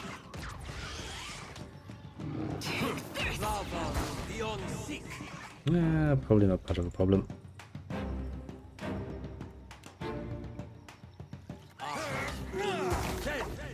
Now then, summon a few tentacles and let the nice little party begin.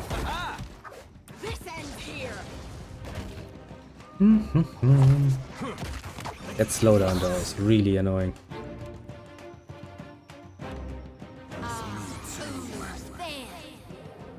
Yeah, fucking slow down. It's shaken, it's confused, and it's flanked. It shall die a most horrible death.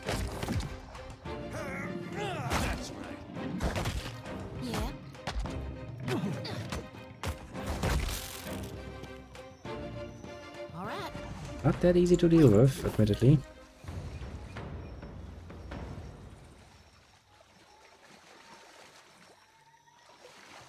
And the slow walking. Well, this is a whole lot fancier than what we've seen. Who do you suppose lived here? And when? Good question. This soul flits about in hasty panic bursts. It eases closer to you with anticipation. They laughed at your hours studying this runic script of the ancient Wana, but here you are poring over gold inscriptions while they scratch their heads. You promise yourself a good boast on the journey back to Nekatoka. No one believes the Wana could have forged a device like the Golden Wheel. You stay silent on the matter. Ingwithians build more for function than beauty. This is art. Rotating the control disc and pressing panels, you so engrossed that you mistakenly entered the wrong combination. Slit opened in the disc, discharging a gas that brought you to your knees, coughing loud enough to summon a creature whose shape you could barely perceive through the haze of pain. Roasting would have to wait. So you died, because you're an idiot.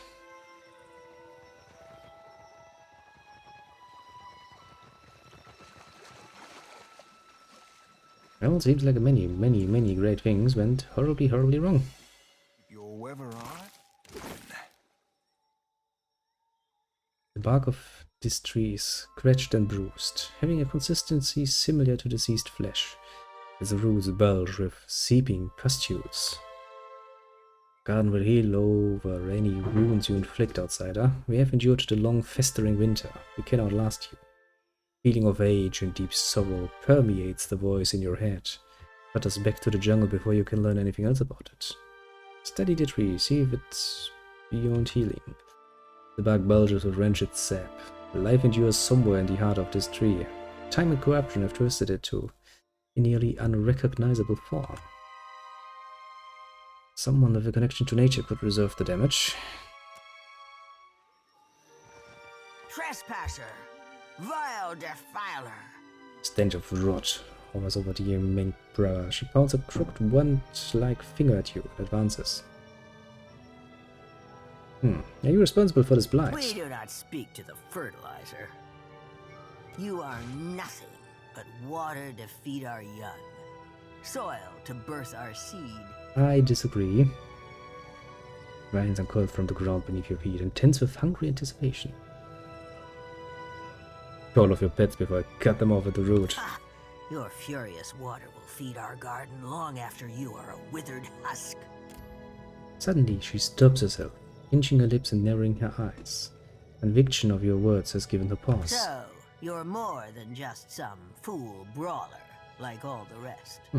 Pulling a ropey length of gore from between her long fingers, she lowers it into her gaping mouth and chews thoughtfully. Then we will hearken to your chatter. For now. What are you? We are the life of this isle and the guardian of its Adra. When death spread wide her arms to embrace the dead fire, we twisted ourselves and stood tall against her. When the kith who angered the gods sought refuge, we nursed our young on their remains. And we do not suffer their blight to enter our garden. Your lands are blighted and your minds are well. On second thought, I tire of negotiations. Quite literally, this is not gonna go well in any way you look at it.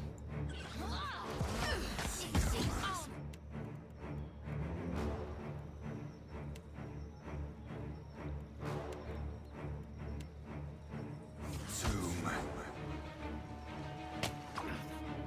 no good to me.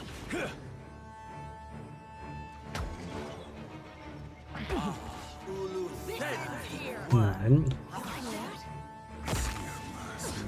Not too long. Beyond seek.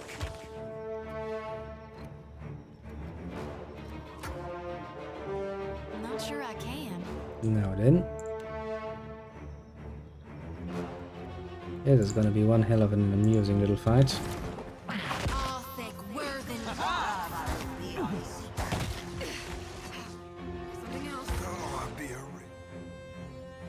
Come on, don't just die on me.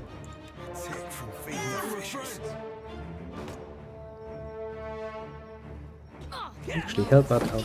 Help with that, please.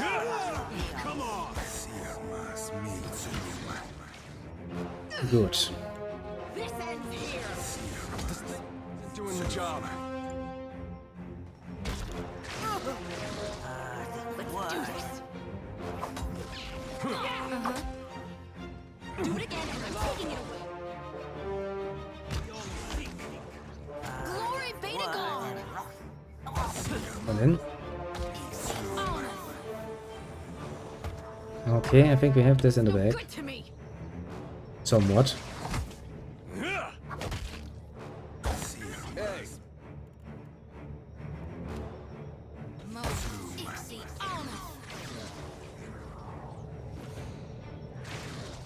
It's like, oh, take my reduced healing. And I'm sitting here like, I don't give a shit.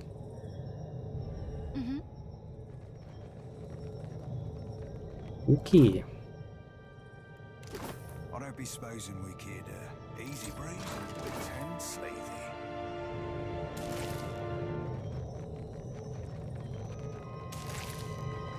Well then, sometimes you have to cut a tree in order to make the forest grow, I suppose. I mean, in quite literal sense. In this particular case. Not really much we could do about it, generally speaking.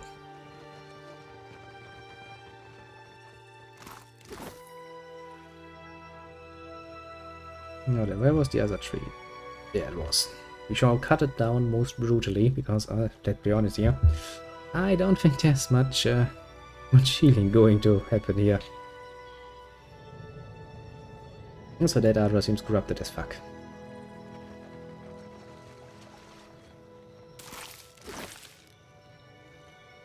Wasn't it this tree?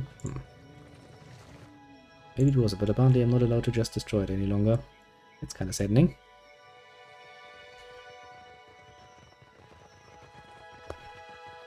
Okay, and since we already know there's a gas trap here, let's be a bit careful. This massive golden disc is covered with intricate engravings and inscriptions.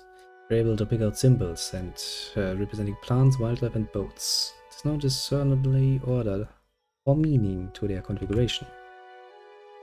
You note that the vacant impression in the control panel matches the engraved rings you found in the ruins. Read the main inscription. All wayward kin, far from family shores, let this chart point the way home. Which right may welcome your open arms. Engravings remember what the dead forget. Take comfort in the sanctuary, read its teachings, let knowledge guide the hand that turns the wheel. Study the engravings, look for patterns, and vaguely see how different points of the engraving seem to match up, forming a coherent shape, in spite of being situated on opposing sides of the carving. Okay, let's slide in the rings.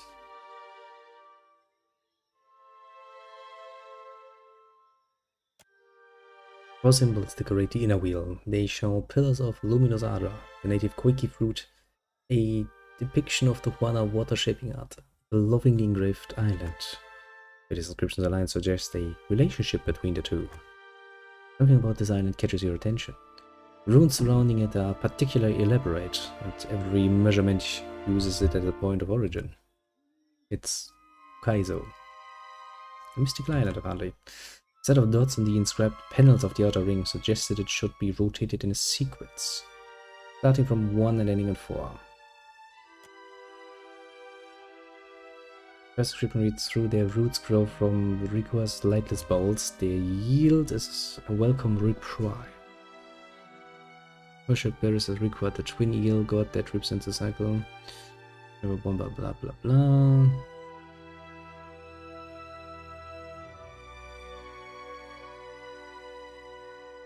Yeah, the koiki fruit.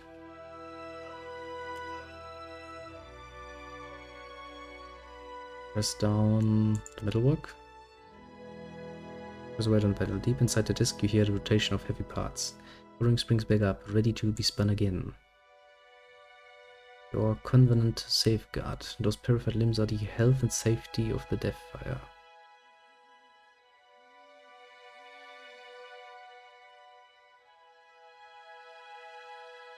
Yeah, luminous Adler, I assume.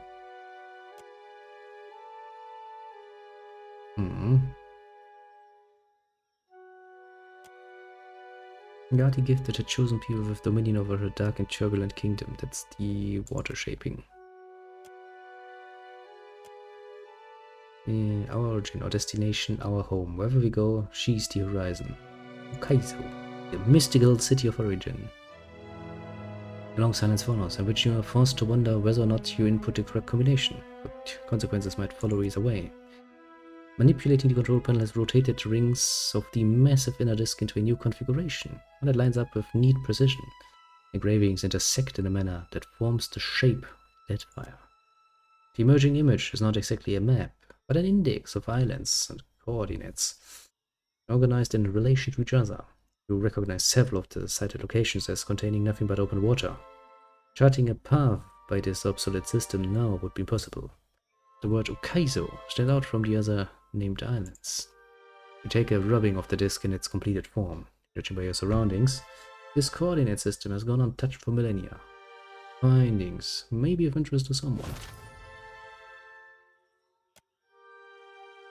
You take a rubbing, whether or not this treasure should be available to just anyone who happens by is another matter. The gold rings are resolutely locked in place. Let's destroy the disk. I think this is otherwise going to cause even more trouble. And hoist it above the disk. Smashing the rotational mechanism would guarantee that the navigational secret remains yours alone. Suppose that one solution. bring the rope down, splitting a mighty crack down the stonework. Something inside slips free and tumbles down a great distance. The next blow falls harder still. The ancient disc crumbles, collapsing under its weight, rendering its rotational mechanism useless. The navigational chart is neither functional nor recognizable in its current state. Its secrets are safe. Assuming the state we found this in, and considering the fact that even this chart would probably guide a lot of people on a merry little journey, and it has quite literally taken lives already, it's probably for the best that that thing gets lost to time. Although it kinda pains me to destroy historical artifact like this, to be fair. Not good to deny the past. Its proper place. But sometimes the alternative is worse, so to speak.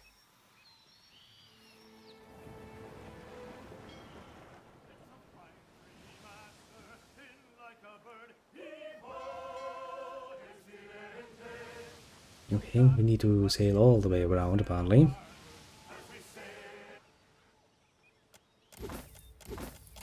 All the money. Like all the money we can get our hands on. For no other reason than we deserve it probably more than the next best person finding it. That's 3 skulls. That is not good. And it's not a fight I'm willing to just take for no good reason. That too seems like a bit of a very, very dangerous fight. Question is, do I want to take one more sail across? I mean,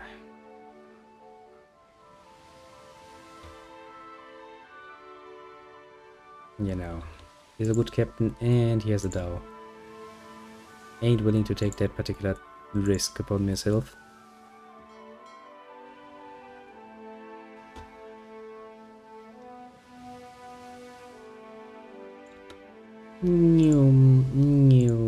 You will not catch me. Yep. They will not. I'm not that fast. God bless it for that.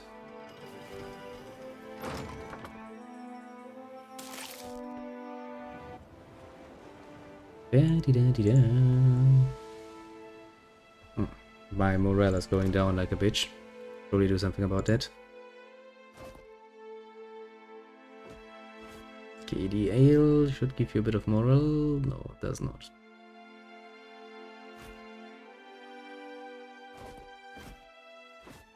The lager, however, will.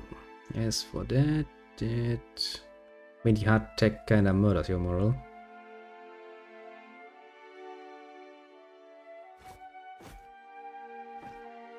Okay, let's do it like this. This should help with regaining some of our lost morale. That's all we hope.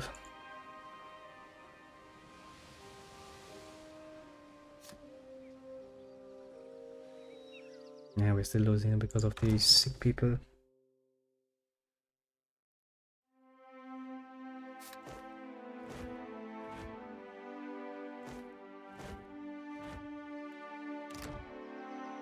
Yes, we really do need to let you rest.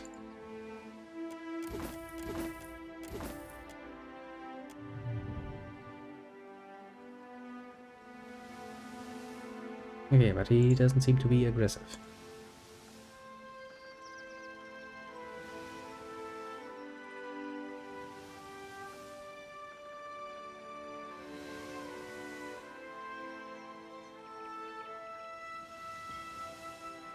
Ah, good, yeah. Well, at least now my injured crew can heal a bit, I guess. That's good. Just need to remember to actually put the right people back in again once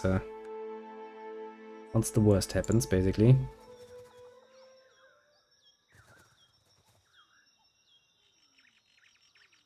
Okay, let's save the game. Like trouble. Get threshed.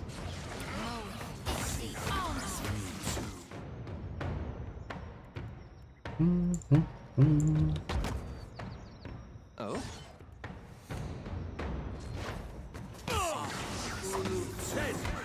Nice. that should potentially take care of everything already. Cypher. Oh? Yeah, I don't think there's anything we need to worry about. Quick! Do something else.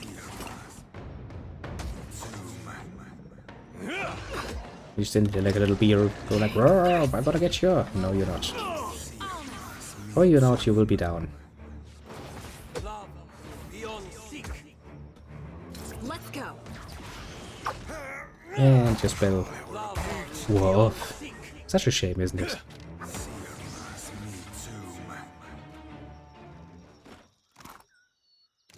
Indeed. Such a shame indeed that your spells don't last forever, eh? Could have been an annoying little fight otherwise. Oh well. Not so much now. Anything else we need to know about? Doesn't seem like it. On we shall go again on a little journey, adventuring ever forward.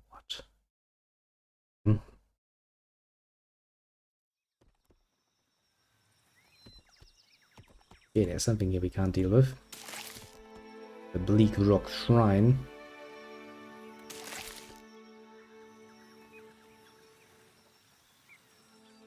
That... Ah, so we could get some out of it. Apparently not though. Well, then into the ship we go again. We'll avoid the pirates. Well, I guess actually factually correct would be to say slavers. It's kinda how they make their money.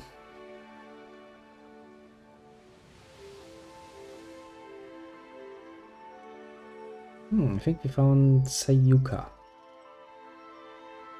Pretty sure that was mentioned.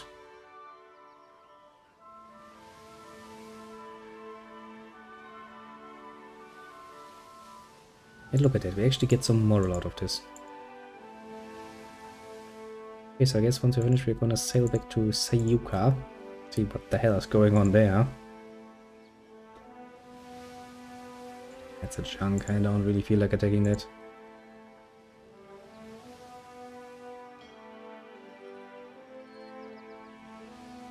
This island 2 seems a bit too much for me, yet.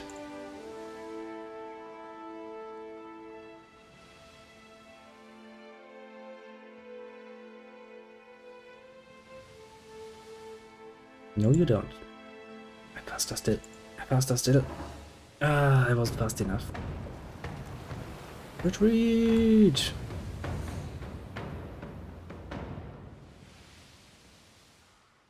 Ain't gonna deal with that nonsense again.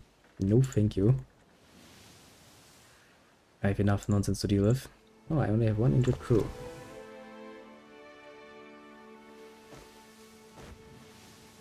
Cannoneer is finally healed. The other one still needs 3 days. Hey, at least the morale is finally going up again. I was getting somewhat worried there.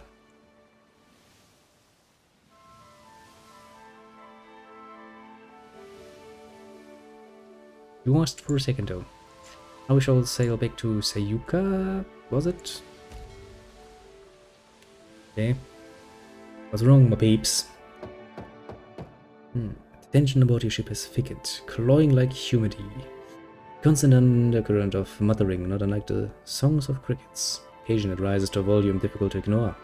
You answer the knock at your cabin door. Captain, there's a problem. What kind of problem? Crew have managed to wrestle Mother Sharp Rock into a cage they dragged up from the hold. Thinks they're going to kill that little wrench. They follow you out onto the deck. By the cold breeze, off of the water immediately chills your exposed skin. A crowd of shouting sailors have gathered towards the bow. You proceed towards them. They've gathered all around a small cage. Chocolate and go bang on the top of battens. When Sharp Rock hovers, their feathered headrests in disarray, jittering and hissing in terror. Orders. You better have a fucking explanation for this. This little beast is a witch and a priestess, and these things worship dragons. And they'll leave us when her little prayers get one's attention. Sunk, that's where. You okay in there, Mother Sharprock? Mother Sharprock squeaks and whines, waving her bony clawed hands at the crewers have to banish them. Careful, Captain. No witches can enchant a sailor with vile magic. grab the crew's attention. All of you listen here.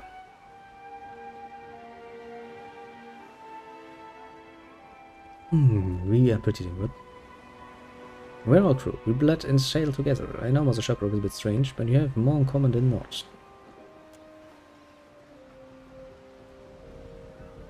That's not going to work. Listen here.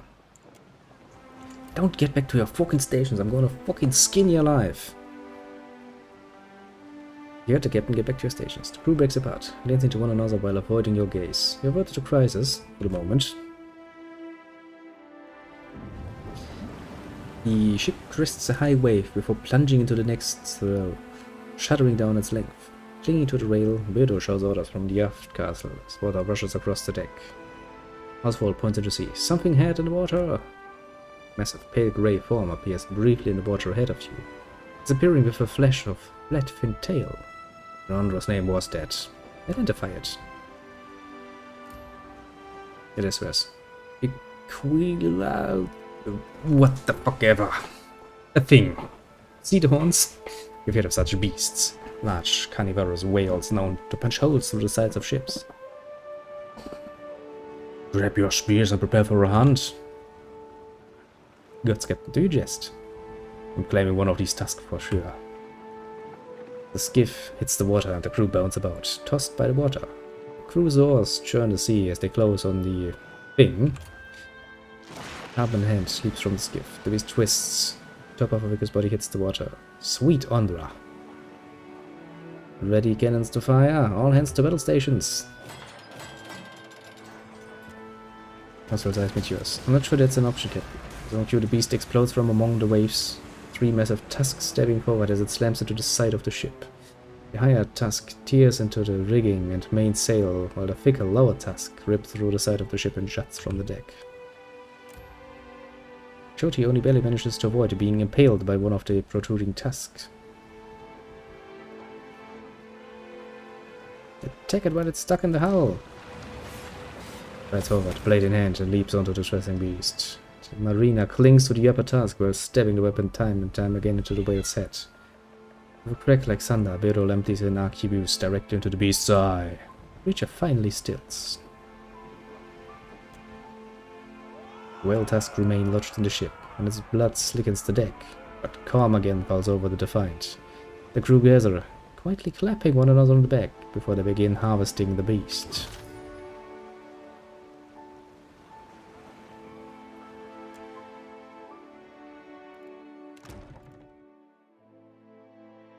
And my cannon, yes.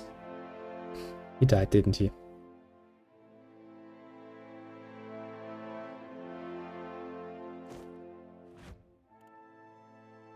Are you a cannoneer by chance?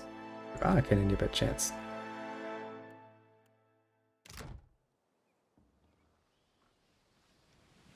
Okay, to be fair, that might have been my own fault, admittedly.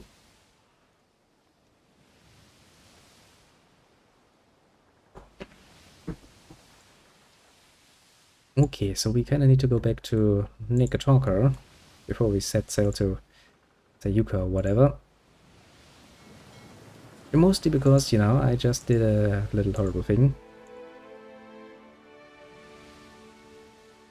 Hey, technically speaking, we don't have any injured crew any longer. I guess you can see a certain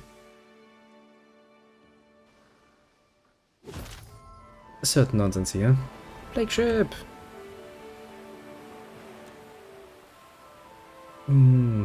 Well, already against the Canadians do need some practice.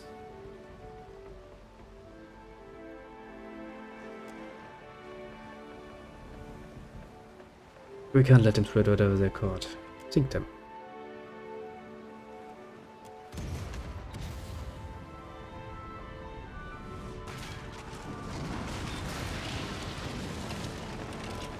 What do we got? Get the net, let's see what we can find.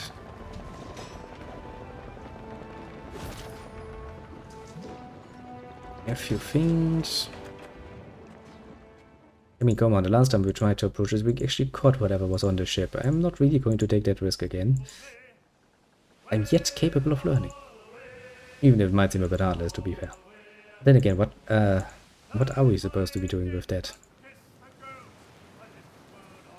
Simple answer is actually not much.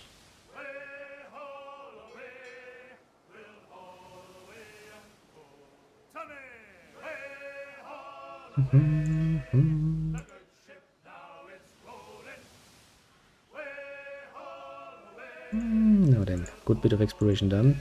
So we need to head back to Nekataka to change out the crew slots. Crew slots.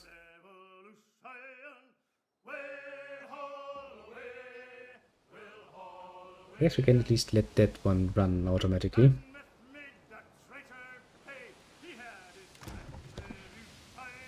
We still have enough though.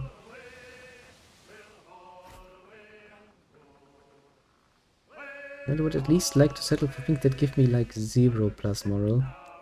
That's probably a good idea. Do we need any supplies? Yeah, we need some more medicine. We're eating through our medicine at a high rate. Check to see if the fish have anything. There are no signs of discoloration, open sores, or bloated bellies. Stow them in a hole.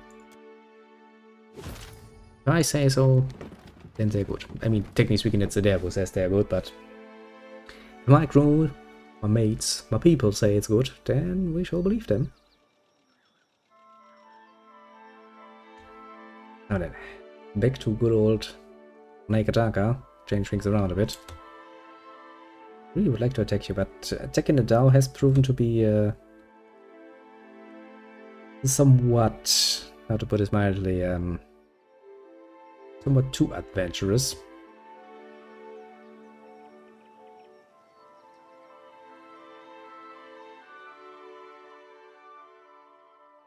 Yeah, he seems a bit over the top. Okay, so first things first, you.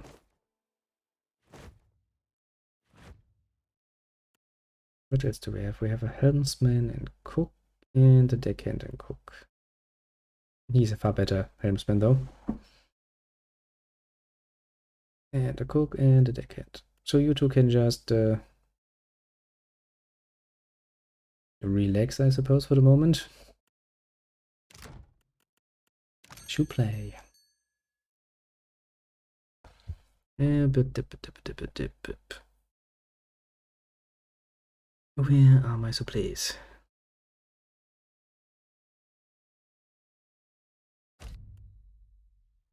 Can we buy like 100 of those? We can. 100 good lager. Cannonballs. Nice bit of medical supplies. And I think that's actually all we need. Straight that, and then we go to our little stash. Let's start from the top again and sell some stuff off, so we actually have some more money. We didn't really take on that much, to be fair though.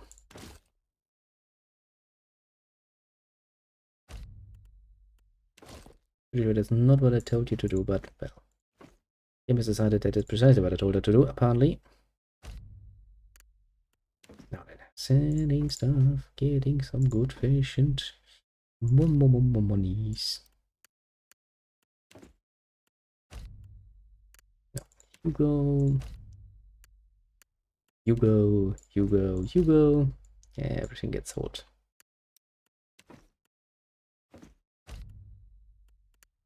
Also because we still do need money to be absolutely fair and level here.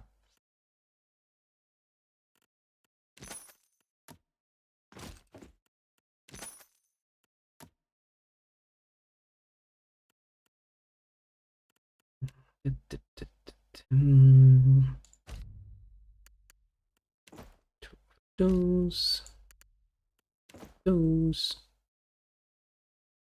I mean, I do like that I can actually pick up the armor of my enemies.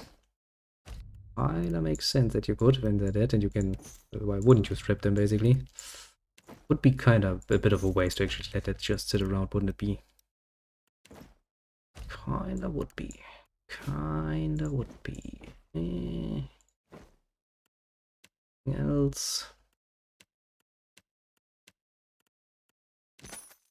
51,000. We are getting closer. 90,000. Another 40,000 and we can get ourselves a galleon. So close yet so far.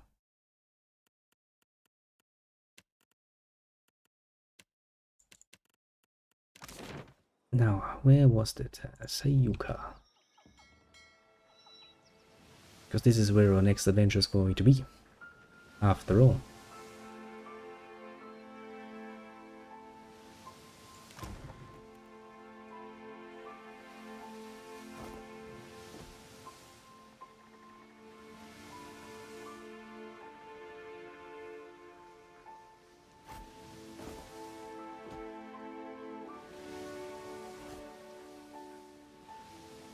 Yep, would be good.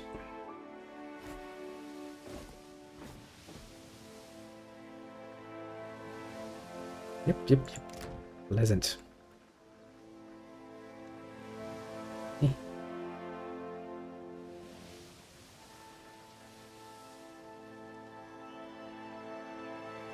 Well, I think this is a good point, as I need to say adieu, quite literally, as I shall bid you as much.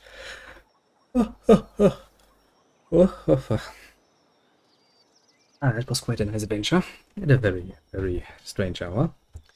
However, not bad at all, honestly. So yeah, as I said, for the moment, I shall bid you adieu. I shall of course be back later on, as today's Saturday, and means now, at the latest in the evening, we will have some nice Grandia 2 time. We'll see what nonsense happens there, shall we not? And then, thanks for dropping by, of course. Yes, for easily named one, we have the little Jeff and the little C3 also dropping by. Thanks very much. He's highly appreciated. As for everybody else who is more on the lurker side of things, do feel appreciated too. Pat yourself on the shoulder, be aware that you have done well, and yeah, have a good one everyone, and see you soon is I guess the last thing for me today. After all, I will be back later on. Probably now need to run a bit because, well, I'm kind of having to rearrange a few things in order to, you know, acquire the necessary time to actually do a stream at this particular hour. It's a bit of a pain in the ass, to be fair, but I kind of did say that I will try to diversify things a bit. So, yeah, with that in mind, for the moment, bye-bye, and, well, see you later. If I manage to get home at a reasonable time, I will actually try to do a whole 3 streams today, but, you know, no promises were made. I will endeavor to do my best, is what I will get ended on. Bye bye for the moment.